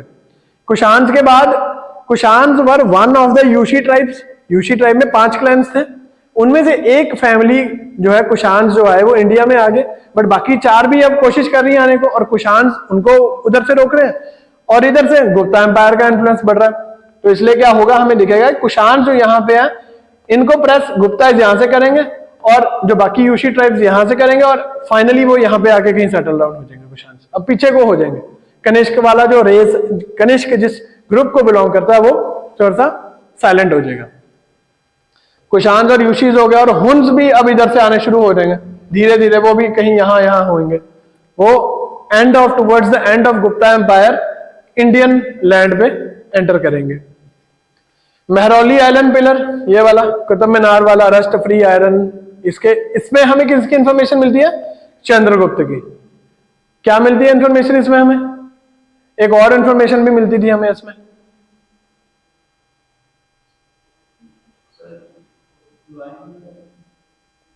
केड़ी नहीं, इस पे गरुड़ का साइन था, इस पे वो लाइन नहीं है, इस पे गरुड़ कहते हैं कि शायद से होगा वो, बट अब माइथोलॉजिकल बर्ड है, बट वो अब है नहीं। इट इज बिलीव्ड कि शायद से इस पे गरुड़ था, and it is even believed कि ये दिल्ली में कभी था ही नहीं, ये इसको लेके आया गया बाय तोमर्स, दिल्ली के जो राजे थे तो उनके द्वारा यहाँ पे लेके आया गया था। उसके बाद हर राजा जो भी आता था जो दिल्ली द्वाब पे कंट्रोल करता था वो अपनी इंस्क्रिप्शन इस पे करके चल जाता था, एंड चंद्रगुप्त वन की इंफॉर्मेशन हमें इससे मिलती है। And this is Delhi iron pillar.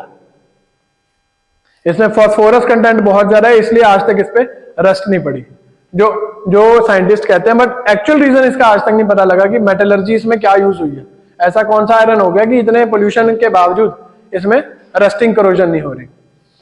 Next is Samudragupta. Chandragupta one के बाद कौन आता राजा, समुद्रगुप्त। अब वॉर ऑफ सक्सेशन क्यों नहीं हो रही, अब ये भी बहुत इंपॉर्टेंट एक रीजन बन जाता है कि अब सक्सेशन की वॉर, जैसे अकबर ने अशोक ने अपने इतने भाई मार दिए, उसके बाद सिमूक वगैरह ये जो नॉर्थ वेस्ट इन्वेजन हो रही है, कोई अपने भाई को मार रहा है, कोई बाप को मार रहा है, तो ऐसा हो रहा है। बट गुप्ता एम्पायर बड़ा एक पीसफुल सा रहा, कारण एक राजा, उसके नीचे राजे, और हेरिडिटरी जो चीज थी ना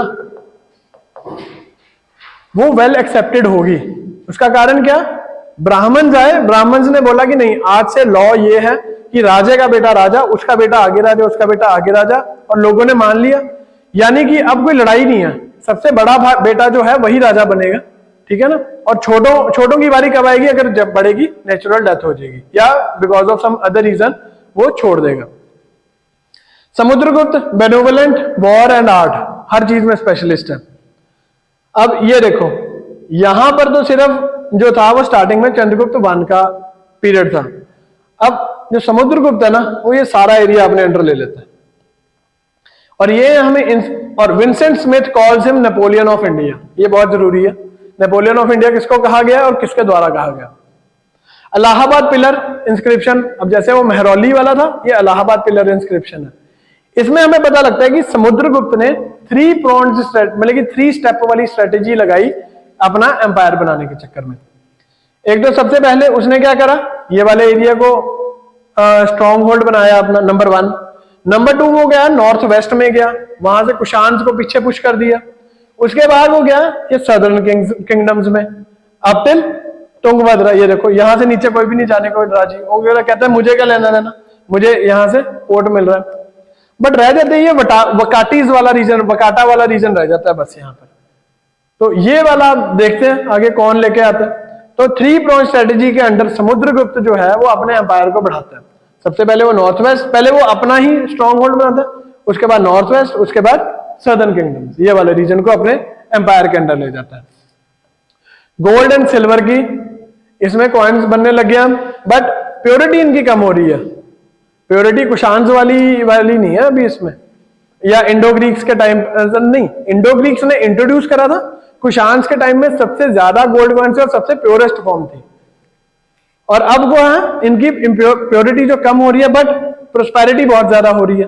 कारण क्यों? क्योंकि हमने गोल्डन एज तो कह दी है, अब उसको जस्टिफाई भी करना है हर पॉइंट पे, तो बट हम इनको क्या कहते हैं, प्रोस्पेरिटी है। He shows him the restorer of Ashvamedha, वो कहता है कि अश्वमेध देखो आज तक किसी ने नहीं कराया था, कितनी देर से बंद हो गया था, दैट मीन्स ब्राह्मणिज्म खत्म हो चुका था, अब मैं ब्राह्मणिज्म को रिवाइव कर रहा हूं और अश्वमेध यज्ञ ये सारी चीजें जो प्रैक्टिसेस थी इनको दोबारा लेके आ रहा हूं। He directly administered the territories, but southern kingdoms जो है उनको ट्रिब्यूट्स, ये वाली जो रीजन्स है उसने अपनी ट्रिब्यूटरीज बना लिया, रादर देन अपने एम्पायर के अंडर लेने के लिए राजे को बोला तू बैठा रह, बट तू मेरे को ट्रिब्यूट भेजी जाएगा, मेरे को टैक्स भेजी जाएगा। वही कारण अब यहां तक वो जीत गया, जीतने के बाद जाना तो उसने पाटलिपुत्र ही है वापस, या दिल्ली तो वाले। अब इतना ज्यादा बड़ा एम्पायर कैसे कंट्रोल करेगा वो क्या करता है, ट्रिब्यूटरीज बना देता है इसके। और ये ट्रिब्यूटरीज जब गुप्ता एम्पायर खत्म होगा दोबारा से क्या होएगी, खुद इंडिपेंडेंस डिक्लेयर कर देंगे और किंगडम्स बना देंगे, और उससे हमें और डायनेस्टीज दिखेंगी बनती हुई। He avoided extreme south because of no use, क्या यूज है, यहां पे पोर्ट है, यहां पे पोर्ट है, कर ही जाऊंगा मैं ट्रेड अपना, यहां पर मेरे को एक्सट्रीम साउथ की जरूरत नहीं है। He sang playing वीणा, वीणा वो खुद बजाता है, कॉइन्स पे दिखता है हमें, दैट मीन्स वो आर्ट एंड म्यूजिक को बहुत ज्यादा पेट्रोनाइज कर रहा है। हरिसेन और वासुबंधु एडोन्ड हिज कोर्ट, मतलब कि अब इसमें ये चीज बहुत जरूरी है कि उसकी कोर्ट में कौन सा इंपॉर्टेंट पोइट है, कौन सा इंपॉर्टेंट ऑथर है, कौन सा इंपॉर्टेंट मिनिस्टर है, ये नाम हमने याद करने हैं। अब समुद्रगुप्त की कोर्ट में कौन है, हरिसेन, असंग एंड वासुबंधु, ये चीज याद रखने हैं। अभी नवरत्न का कंसेप्ट भी आएगा जिसमें कालिदास होगा।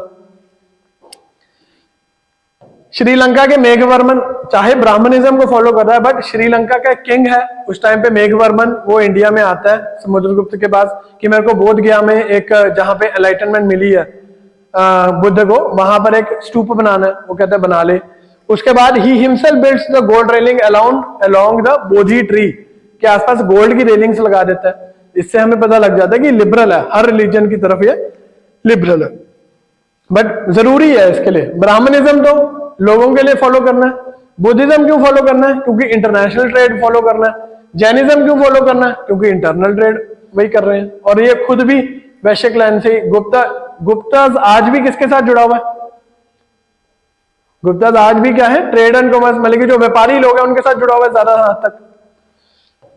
Next is Ramagupta. Devi Chandraguptam describes his defeat by Shakas.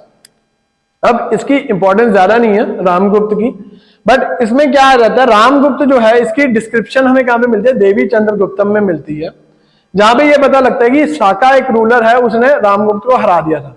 उसके बाद हरा दिया था, और मारने की बजाय उसने बोला था कि तू मुझे empire and you will give me your wife. अब एम्पायर ये चीज जो है चंद्रगुप्त 2 को अच्छी नहीं लगती कि यार, मतलब क्योंकि अब इंडियन मतलब कल्चर के हिसाब से क्या है कि अगर वाइफ को देना दैट मीन वो तो गुप्ता एम्पायर ही खत्म हो जाना चाहिए। इतनी ज्यादा मतलब कि जिल्लत सहने से बेटर है कि हम एम्पायर को ही अपने आप को मार लें। तो चंद्रगुप्त 2 गेम खेलता है, वो अपने कुछ लोगों के साथ मतलब कि विमेन के भेस में शाका रूलर के पास जाता है और वहां पे जाके उस किंग को मार देता है। शाका रूलर को मार देता है और वापस आके रामगुप्त को मार देता है, और इसकी जो मतलब कि रामगुप्त की वाइफ होती है उससे ये चंद्रगुप्त टू शादी कर लेता है। तो इन अ वे ये ग्लोरी अपनी कायम रख लेता है कि देखो जी हमारे जो एम्पायर पे या हमारे विमेन पे किसी ने ऐसे देखा तो हमने उसको मार दिया। और Ramagupta was not capable enough कि उसने अपने एम्पायर को भी ऑन स्टेक लगा दिया और अपने घर परिवार को भी लगा दिया। बाण भट्ट रोड हर्ष चरित्र ड्यूरिंग हिज पीरियड, बट इस time only Gujarat and Malwa, अब सिर्फ गुजरात और मालवा वाला रीजन रह गया, कारण वहां पे शतरप सिस्टम फॉलो हो रहा है अभी भी। शतरप किसका था? इंडो ग्रीक्स का। इंडो ग्रीक, शाका, ये सारे जो बाहर से इन्वेजन आए ये लोग फॉलो कर रहे हैं।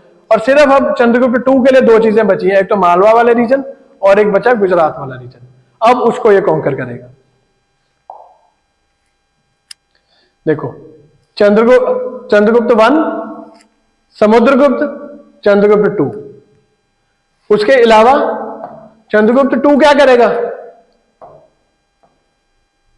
ईस्ट वाले पोर्ट तो मिल गए, वेस्ट वाले पोर्ट लेने हैं। वकाटास एक कम्युनिटी है, एक डायनेस्टी है, वो रूल कर रही है यहाँ पे, इनसे अब लेना। अब यहाँ पर क्या है, गुरिल्ला वॉरफेयर चलेगी। और गुप्ता तो बड़े आराम से प्लेन में लड़ाई लड़ने वाले हैं, यहाँ पे गुरिल्ला वॉरफेयर करके गुप्ता पंगा नहीं लेना चाहते इनसे। तो चंद्रगुप्त टू क्या गेम खेलते हैं, अपनी बेटी वकाटा प्रिंस के साथ मैरी कर देता है। अब अगर किसी घर में आप अपनी बेटी दे रहे हो, किसी घर की बेटी जा रही है, दैट मींस हो गया मैट्रिमोनियल अलायंस उसके साथ। तो यानी कि इन अ वे ये रीजन भी इसके पास आ गया, ये रीजन भी इसके पास आ गया, और ये रीजन भी इसके पास आ गया। ये he will even go above. तो अब इसके पास आ गया, यानी कि चक्रवर्ती रूलर बन रहा है अभी कुछ हद तक। तो सेम वे ड्यूरिंग इस टाइम हर चीज जो हम कहते हैं गोल्डन एज गुप्तास को, तो इन पर्टिकुलर अगर हम बोले कि उस रूलर्स में से भी तो कौन बंदा है उसमें? चंद्रगुप्त टू। उसका कारण इतना बड़ा एम्पायर है, ठीक है। बट ये सारे क्या है, ये महाराजा है। गुप्तास कौन है? महाराजा। यानी कि नीचे जो है एक राजा यहाँ पे, एक राजा यहाँ पे, एक राजा यहाँ पे, ये बड़े अलग अलग राजे हैं। तो ये अलग अलग राजे क्या होंगे, अलग अलग आर्ट को पैटर्नाइज करेंगे। अपने हर किंगडम में से 4-5 पोएट्स उनके उठेंगे, 4-5 आर्किटेक्ट्स उठेंगे, 4 स्कल्पचर्स उठेंगे, और जो छोटे राजे हैं उनको पैट्रोनेज देंगे, रॉयल पैट्रोनेज। इससे क्या होगा, आर्ट जो है बहुत ज्यादा डेवलप होएगा। यहाँ पे अलग आर्ट डेवलप होगी, यहाँ पे अलग होगी, यहाँ पे अलग होगी, यहाँ पे अलग होगी। इसमें क्या होगा, क्वांटिटी में बहुत ज्यादा बढ़ जाती है आर्ट। इसीलिए चंद्रगुप्त टू के पीरियड को, जब उसके पास बहुत सारे राजे हैं, बहुत सारे सेंटर ऑफ आर्ट्स हैं, इसलिए उसको क्या कहा गया है? Golden age in art and literature and science. Independent kingdoms बहुत सारी थी और हर कोई अपने लेवल पे आर्ट्स को प्रॉस्पर कर रहा था। He took the title of Vikramaditya. Vikramaditya, इससे पहले कौन एक राजा टाइटल ले रहा है? जो शाकास को हरा देता है। और विक्रमादित्य टाइटल का मतलब क्या होना है? जो फॉरेनर्स को हरा दे। तो चंद्रगुप्त टू ने भी तो वही करा था, शाकास को हरा के वहां से वाइफ को, उसकी रामगुप्त की वाइफ को वापस लेके आता है और उनको हरा देता है और उनको रादर ये वाले रीजन से बाहर भी निकाल देता है। तो he takes the title of Vikramaditya. अब इसके पास नवरत्न है, और नवरत्न में सबसे इंपॉर्टेंट कौन है इसका? कालिदास। इंपॉर्टेंट सारे हैं इसमें, वाराहमिहिर भी है वैसे तो, बट सबसे इंपॉर्टेंट क्या है? कालिदास। अब कालिदास के सारे प्लेज, सारे ड्रामा, सारे एपिक्स, ये सारे आपको याद होने चाहिए। मेघदूत, अभिजनान, शकुंतलम, ऐसे सारे आपको, कौन सा एपिक है, कौन सा ड्रामा है, कौन सा प्ले है, क्या नॉवल है, ये भी याद होनी चाहिए। अब इसमें ये नवरत्न है, 9 जो लोग हैं उसकी कोर्ट को एडोन करते हैं। कोई पोएट है नंबर 1, कोई फिलोसोफर है नंबर 1, वाराहमिहिर भी है। एस्ट्रोनॉमी नंबर 1 होगी इसकी, यानी कि आर्यभट्ट और वाराहमिहिर का हमने पढ़ा हुआ है पहले वर्ल्ड हिस्ट्री में टाइम पे पढ़ा। He created marriage alliance by marrying her daughter to Vakataka prince Rudrasena II। ये वाला एरिया भी इसके पास आ गया, यानी कि सो ओवरऑल ये चक्रवर्ती रूलर बन रहा Chandragupta two. This made Chandragupta two a chakravarti ruler and under his, जब इसका टाइम चल रहा था तो फाहियान आता है और बुद्धिस्ट मैन्युस्क्रिप्ट्स इकट्ठी करने के लिए आता है, और वो क्या करता है, बुद्धिस्ट लेके जाता है और साथ में एक गुप्ता एम्पायर की इंफॉर्मेशन देके जाता है, बट चंद्रगुप्त 2 का नाम कहीं नहीं देता ये। नेक्स्ट कौन आता है? कुमारगुप्त। अब ये वाला सारा रीजन देखो इसका आ गया, वकाटास भी इसके अंदर आ गए। अब ऑटोमेटिकली अशोक के टाइम पे भी इतना बड़ा एम्पायर बन गया था, नेक्स्ट रूलर से संभला नहीं और ब्रेकडाउन उसका शुरू हो गया। सेम भी अब यहां पर होगा कि यहां पर भी अब इनका ब्रेकडाउन शुरू हो जाएगा। और इस टाइम पे क्या होगा? हुन्स, ये मंगोल वाले रीजन से आना शुरू, निकल लेंगे बाहर हर जगह। चाइना ने बना the great wall of China invasion से रोकने के लिए, तो यहां पे जा नहीं सकते, तो ये ईरान, पर्शिया, इधर वाले रीजन में या इंडियन सबकॉन्टिनेंट में एंटर होंगे अब, और यूरोप में भी जाते हैं वैसे ये, बट हम यहां से कंसेंट्रेटेड है इससे। तो इंडिया में अब हुन्स, कुमारगुप्त के पास अब आ गई प्रॉब्लम्स का ढेर। कुमारगुप्त ने हुनस को मतलब कुछ हद तक रिवोल्ट बैक करा, कुछ हद तक, बट वीक हो गया अब एम्पायर उनका, इतना बड़ा हो गया। क्योंकि उसकी सबसे बड़ी गलती क्या थी? यहां पे ऊपर आपका बैक्टीरियन रीजन आ जाता, वही आपको बताया कि बफर था ये बेसिकली। ये इंडो ग्रीक्स कभी थे, कभी यहाँ पे सिंथियंस आ जाते थे, कभी यूशी ट्राइब्स आ जाते थे, तो एक इंडियन सब कॉन्टिनेंट का बाहर के वर्ल्ड से एक बफर था। बट कुमारगुप्त के टाइम पे तक क्या हुआ, ये वाला रीजन भी जो है ये आ गया, इंडियन सब कॉन्टिनेंट का पार्ट बन गया। उन्होंने तो एम्पायर बढ़ाने के चक्कर में, बट पॉलिटिकली उन्होंने सोचा नहीं इस चीज को। तो क्या हुआ, जब इधर से हुन्स आए, तो जब बीएमएससी वाला एरिया उन्होंने हरा दिया, बैक्टीरियन रीजन हरा दिया, दैट मीन्स वो इंडिया में एंटर कर गए। और हुन्स कौन थे? ट्राइबल लोग थे, उनको कुछ नहीं लेना देना थे मतलब कि सोच के पॉलिटिकल गेम, वो जाते रहे हजारों की तादाद में, मरो या मारो, बस दैट्स इट। तो वो ऐसे गेम खेलते थे। मिस्टेक थी कि भाई वो वाला एरिया अपने अंडर लेना, and hence came the Huns. अब कुमारगुप्त की सबसे इंपॉर्टेंट चीज क्या थी? He laid the foundation of Nalanda university, which was destroyed by Bakhtiyar Khalji in 1193 CE.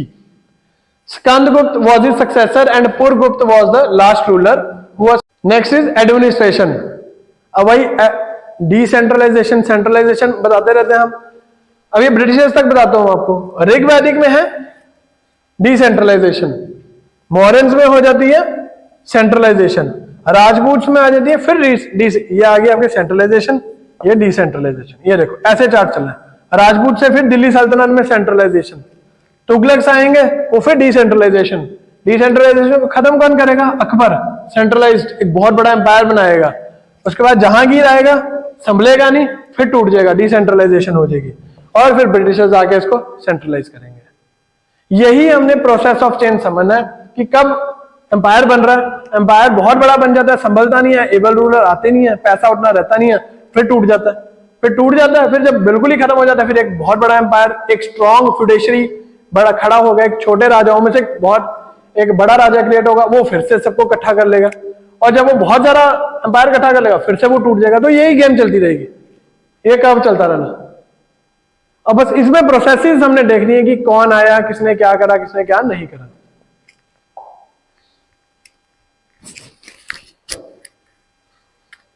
अब again, king was head of the state, principle of succession war was based on sound basics, कि राजा का बेटा राजा और राजा का सबसे बड़ा बेटा ही राजा। ये हो गया था, यानी कि अब एक लोगों को पता लग गया था कि, और बच्चों को भी और राजा को भी पता होता है कि सबसे बड़ा बेटा, ज्येष्ठ बेटा ही जो होगा वो राजा बनेगा। इसलिए कोई अब वॉर ऑफ सक्सेशन नहीं हो रही हमारे पास, इसलिए वो एम्पायर बिल्डिंग पे वो कंसंट्रेट कर पा रहे हैं। स्टेबिलिटी आ गई। King himself led the wars and appointed all the important officials. अब क्या है, वो अपना इतना बड़ा एम्पायर बन गया तो अपने ऑफिशियल्स भी लगाने। देयर वर मंत्री परिषद, काउंसिल ऑफ मिनिस्टर्स था एक, जिसको क्या कहते हैं? मंत्री परिषद, लेड बाय मंत्री मुख्य। प्राइम मिनिस्टर को क्या कहते हैं? मंत्री मुख्य। Who advise the king. अब ये जो काउंसिल ऑफ मिनिस्टर्स का डिसीजन है टू किंग, ये कौन बनाता है? अमात्यास, ब्यूरोक्रेट्स, अमात्यास बता रहे हैं हमें। Mahapratihara was the chief security officer, और ये महाप्रतिपारता गुप्तास के खत्म होने के बाद क्या बन जाएंगे? राजपूत। ये प्रतिहारता, ये देखो ये वर्ड कहां से आपको निकलता हुआ लगता है? पार्थियंस जो आएंगे गुजरात वाली साइड से, पार्थियन से क्या बन गया? पार्थीतर। क्यों? क्योंकि इंडियनाइजेशन हो गई उनकी, और यही चीज ये बाद में क्या निकलेंगे, हमारे चीफ सिक्योरिटी जो ऑफिसर्स हैं बेसिकली, वो क्या बन जाएंगे, राजपूत, जब गुप्ता खत्म होगा। संधि विग्रह वॉज अ फॉरेन मिनिस्टर की भाई दो राजाओं की आपस में लड़ाई है तो उनकी संधि करानी है, तो संधि विग्रह कौन हो गया आपका, foreign minister. Provincial administration by Kumaramatya, एक कोई बड़े लेवल का ब्यूरोक्रेट। अब वो प्रिंसेस वाली बात खत्म हो चुकी है, क्योंकि जब से ग्रीक्स आए हैं उन्होंने पहले सेनापति लगाने शुरू करे प्रोविंशियल गवर्नर्स, इन्होंने हाई सिविल के ऑफिशियल्स लगाने शुरू कर दिए and assisted by Ayuktas. Judicial officer Mahadandanayak, शपथ वाले का ये बन जाते हैं judicial officers. 4 types of ordeals थे, water, poison, fire and weight. Ordeals का मतलब होता है पैमाना, कि अगर कोई बंदा सच बोल रहा है तो कैसे करेंगे कि उसको पॉइजन खिला दिया अगर वो बच गया, यानी कि वो सच बोल रहा था। मतलब कि कसम नहीं खिला देते हम कि कसम खा, मतलब कि अगर तू कसम तेरी झूठी हुई तो मर जाएगा तू, या फिर तेरे को ये शराब लगे, तो ये पैमाने थे कि पानी में उसको डुबा देते थे कि अगर वो बच गया तो ठीक है, और या फिर पानी के ऊपर आ गया तो यानी कि वो सच बोल रहा है। तो ऐसे ये 4 टाइप्स ऑफ ऑर्डियल्स होते थे। Head of provinces were called Desha, Bhoga, Bhogika या Uparika. Districts were led by Vaishyas, districts were called Vaishyas led by Vaishyapati. और Nagar Shreshthins look the DC, look the city administration. Villages were led by Gramikas. तो किंग से लेके एक विलेज लेवल तक हम इसके एडमिनिस्ट्रेशन पढ़ लेते हैं इसमें।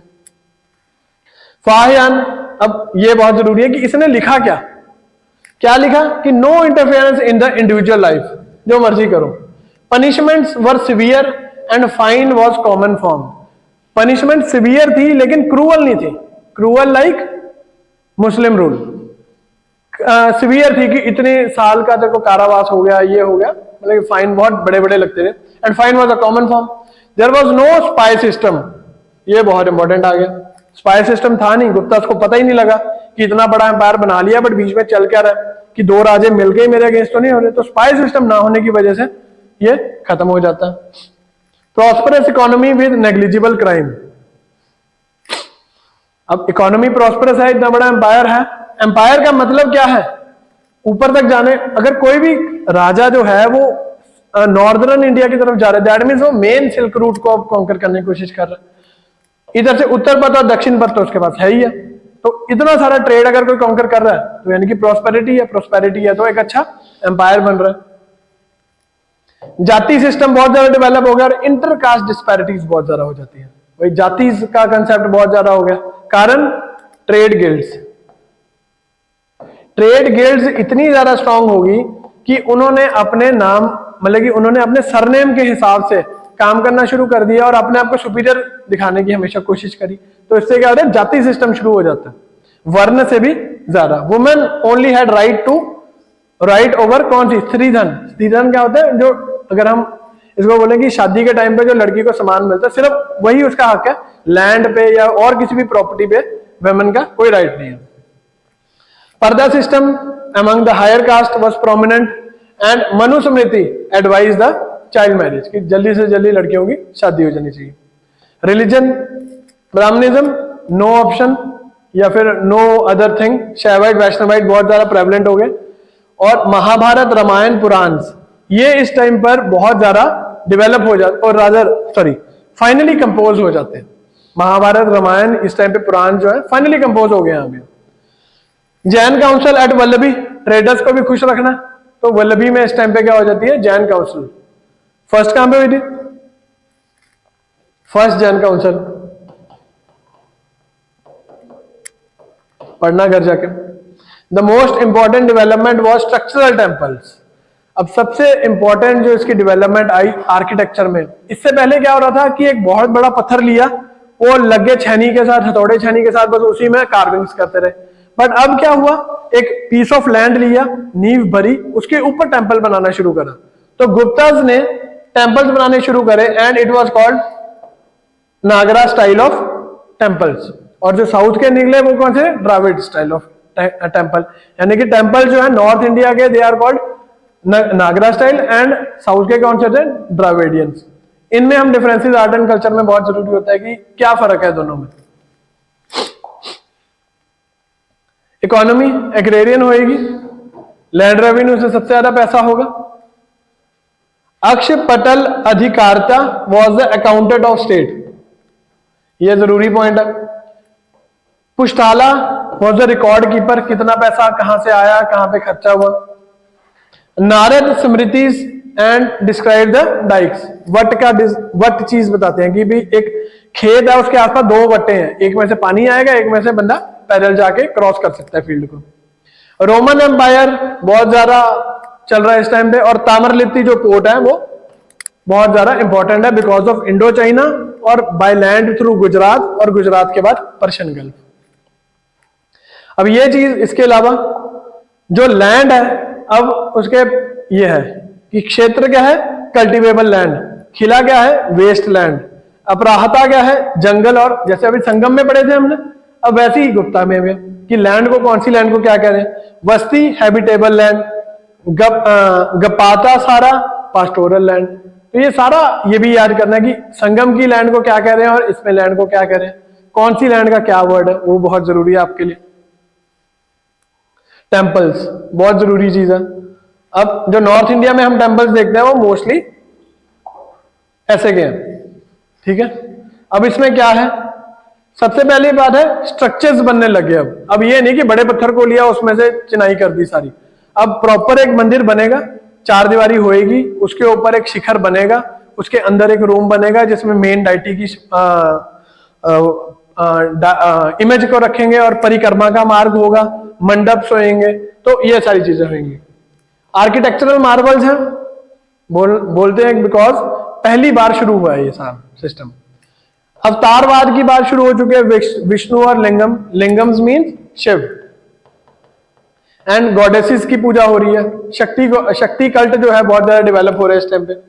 शिखर was not prominent in the early, ये शिखर होता है टेम्पल्स के, अगर कोई भी टेम्पल देखोगे ना उसके ऊपर देखना जहां पे ध्वज लगा, जहां पे झंडा लगा होता है, उसको कहते हैं शिखर।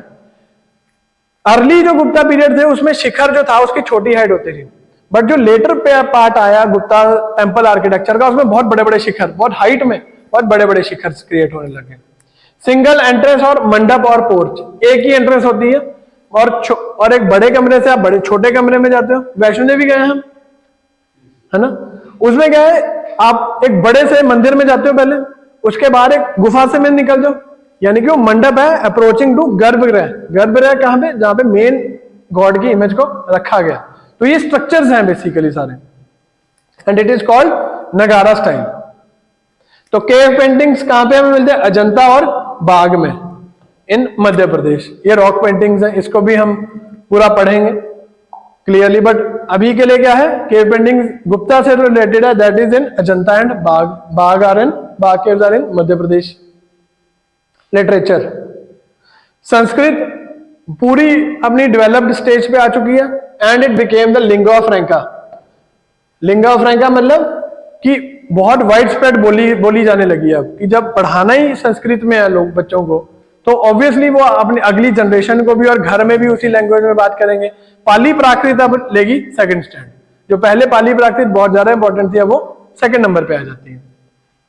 Final editing of Ramayana and Mahabharata took place in Gupta period. Ramlila होने लगी है, कर्टन्स का कंसेप्ट आ गया, क्योंकि इसीलिए प्लेज आने लग गए, क्योंकि शिफ्टिंग हो रही है अब सीन्स की, अभी लड़ाई हो रही है, फिर अच्छा माहौल है, फिर दुखी माहौल है, तो शिफ्टिंग हो रही है अब कर्टन्स की वजह से, इसलिए रामलीला होने लगी। उसका कारण क्या, कॉन्स्टिट्यूशन क्या है गुप्ता पीरियड में, रिलीजन है, और रिलीजन का मैसेज कहां से दे रहे हैं हम, रामायण महाभारत से। तो इसीलिए रामायण महाभारत बहुत ज्यादा, रामलीला का कंसेप्ट बहुत ज्यादा डेवलप हो जाता है। पुराण स्मृतिज एंड धर्म शास्त्र बहुत ज्यादा डेवलप हो जाते हैं। यज्ञवल्क्य स्मृति जो है, it almost it's the official law book of Guptas. अब ये सारे लिटरेरी ऑथर्स हैं, इन सब की आपने बुक्स पढ़नी है। कौन सी बुक किसने लिखी, ये अब आप घर जाके पढ़ोगे कि कालिदास ने क्या क्या लिखा, भाटी ने क्या लिखा, शूद्रक ने क्या लिखा, दंडन, व्यास, वात्सल्य, इन सब की बुक्स के नाम आपको लिस्ट याद करनी है। नेक्स्ट इज साइंस में हम थोड़ा सा एक्सप्लेन कर देते हैं आर्यभट्ट और वारामहीर, ये हमने डिस्कस ऑलरेडी करे हुए हैं, सेम चीज है। वारामहीर ही इज 476 सीई, यानी कि 319 में गुप्ता एरा शुरू हो चुका है, तो उसके बाद आर्यभट्ट का रोल हमें दिखता है। मेजर वर्क्स क्या है? गणित आर्यभट्ट, यानी कि मैथ्स में बहुत ज्यादा इनका कंट्रीब्यूशन है। फर्स्ट 10 डेसिमल पॉइंट्स के नाम इन्होंने बताए हैं, क्यूब रूट और स्क्वायर रूट निकालने का तरीका बताया, क्लोजेस्ट वैल्यू ऑफ पाई ये बताइए, स्टडीड द सिमिलर सर्कल्स और ट्राइंगल्स, राइट एंगल ट्राइंगल्स की प्रॉपर्टीज हमें बताई हैं। पाइथागोरस थ्योरम यूज करके इन्होंने साइन टेबल्स जो है उसकी वैल्यूज जो हम पढ़ते हैं वो बताया। For his studies forwarded by Bhaskara 1 are called Euclidean algorithm. Propose the prediction of eclipse, lunar and solar eclipse कब होगा, कब होगा, westward movement, motion of stars and luminosity of moon, ये सारी चीजें किसने बताई है? हमें आर्यभट्ट ने। इसीलिए the first ISRO satellite was in Aryabhata, नाम दिया गया इसरो का जो सबसे पहला सैटेलाइट था। Next is Varamihir, he was one of the 9 gems of Chandragupta II। अब his name is in Indian astrology में बहुत ज्यादा नाम है। He was made one 9 gems in the court of Chandragupta II। वैसे इसका नाम है मिहिर, बट वारहा का टाइटल इसको मिला फ्रॉम चंद्रगुप्त II। एक ग्रेविटी जैसी फोर्स की डिस्कवरी इन्होंने की बाद में, जिसको नाम क्या मिल गया? ग्रेविटी का। पंच सिद्धांतिका ऑन एस्ट्रोनॉमी एंड बृहद संहिता ऑन इंसाइक्लोपीडिया, मतलब कि हर चीज की इंफॉर्मेशन जिसके बारे में दी गई है। ट्रिग्नोमेट्रिक टेबल्स बताए हैं, algebraic properties of zero, negative numbers के बारे में बताया, एंड बाइनोमियल कोफिशिएंट्स मैथ्स में हम पढ़ते हैं, तो उसके बारे में जो है the information is given by Varaha. Called Pascal triangle and plants के बारे में बताया which increase the quality of underground water. Water hyacinth, ये प्लांट्स होते हैं बेसिकली जो पानी ग्राउंड वाटर में जा रहा है उसको साफ करके, कुछ हद तक साफ करके वो भेजते हैं। तो ये वाली इंफॉर्मेशन भी इज गिवन बाय वारामहीर। वारहा क्या है? जैसे आज की डेट में भारत रत्न का टाइटल है, किसी के नाम के आगे लग जाता है, बहुत बड़ा टाइटल है, इंडिया में नंबर 1 है। तो वैसे ही गुप्ता एरा में क्या है? वारहा, वारहा का मतलब बोर, वाइल्ड बोर की बात करें तो वारहा का टाइटल चंद्रगुप्त II ने दिया था because of the knowledge of Mihir, so hence he is called the Varamihir. With this हमारा गुप्ता सब हो गया खत्म। अब हर्षवर्धन और एंशिएंट इंडिया का थोड़ा सा टॉपिक सोसाइटी के बारे में या थोड़ा सा साइंस एंड टेक्नोलॉजी को थोड़ा सा और हम डिस्कस करेंगे, एंशिएंट इंडिया की आर्ट को भी करेंगे। तो उसके अलावा अगर हम देखें पॉलिटिकल हिस्ट्री में हुन्स की इन्वेजन के अलावा your ancient India will be finished by next week. कुछ पूछना है किसी ने तो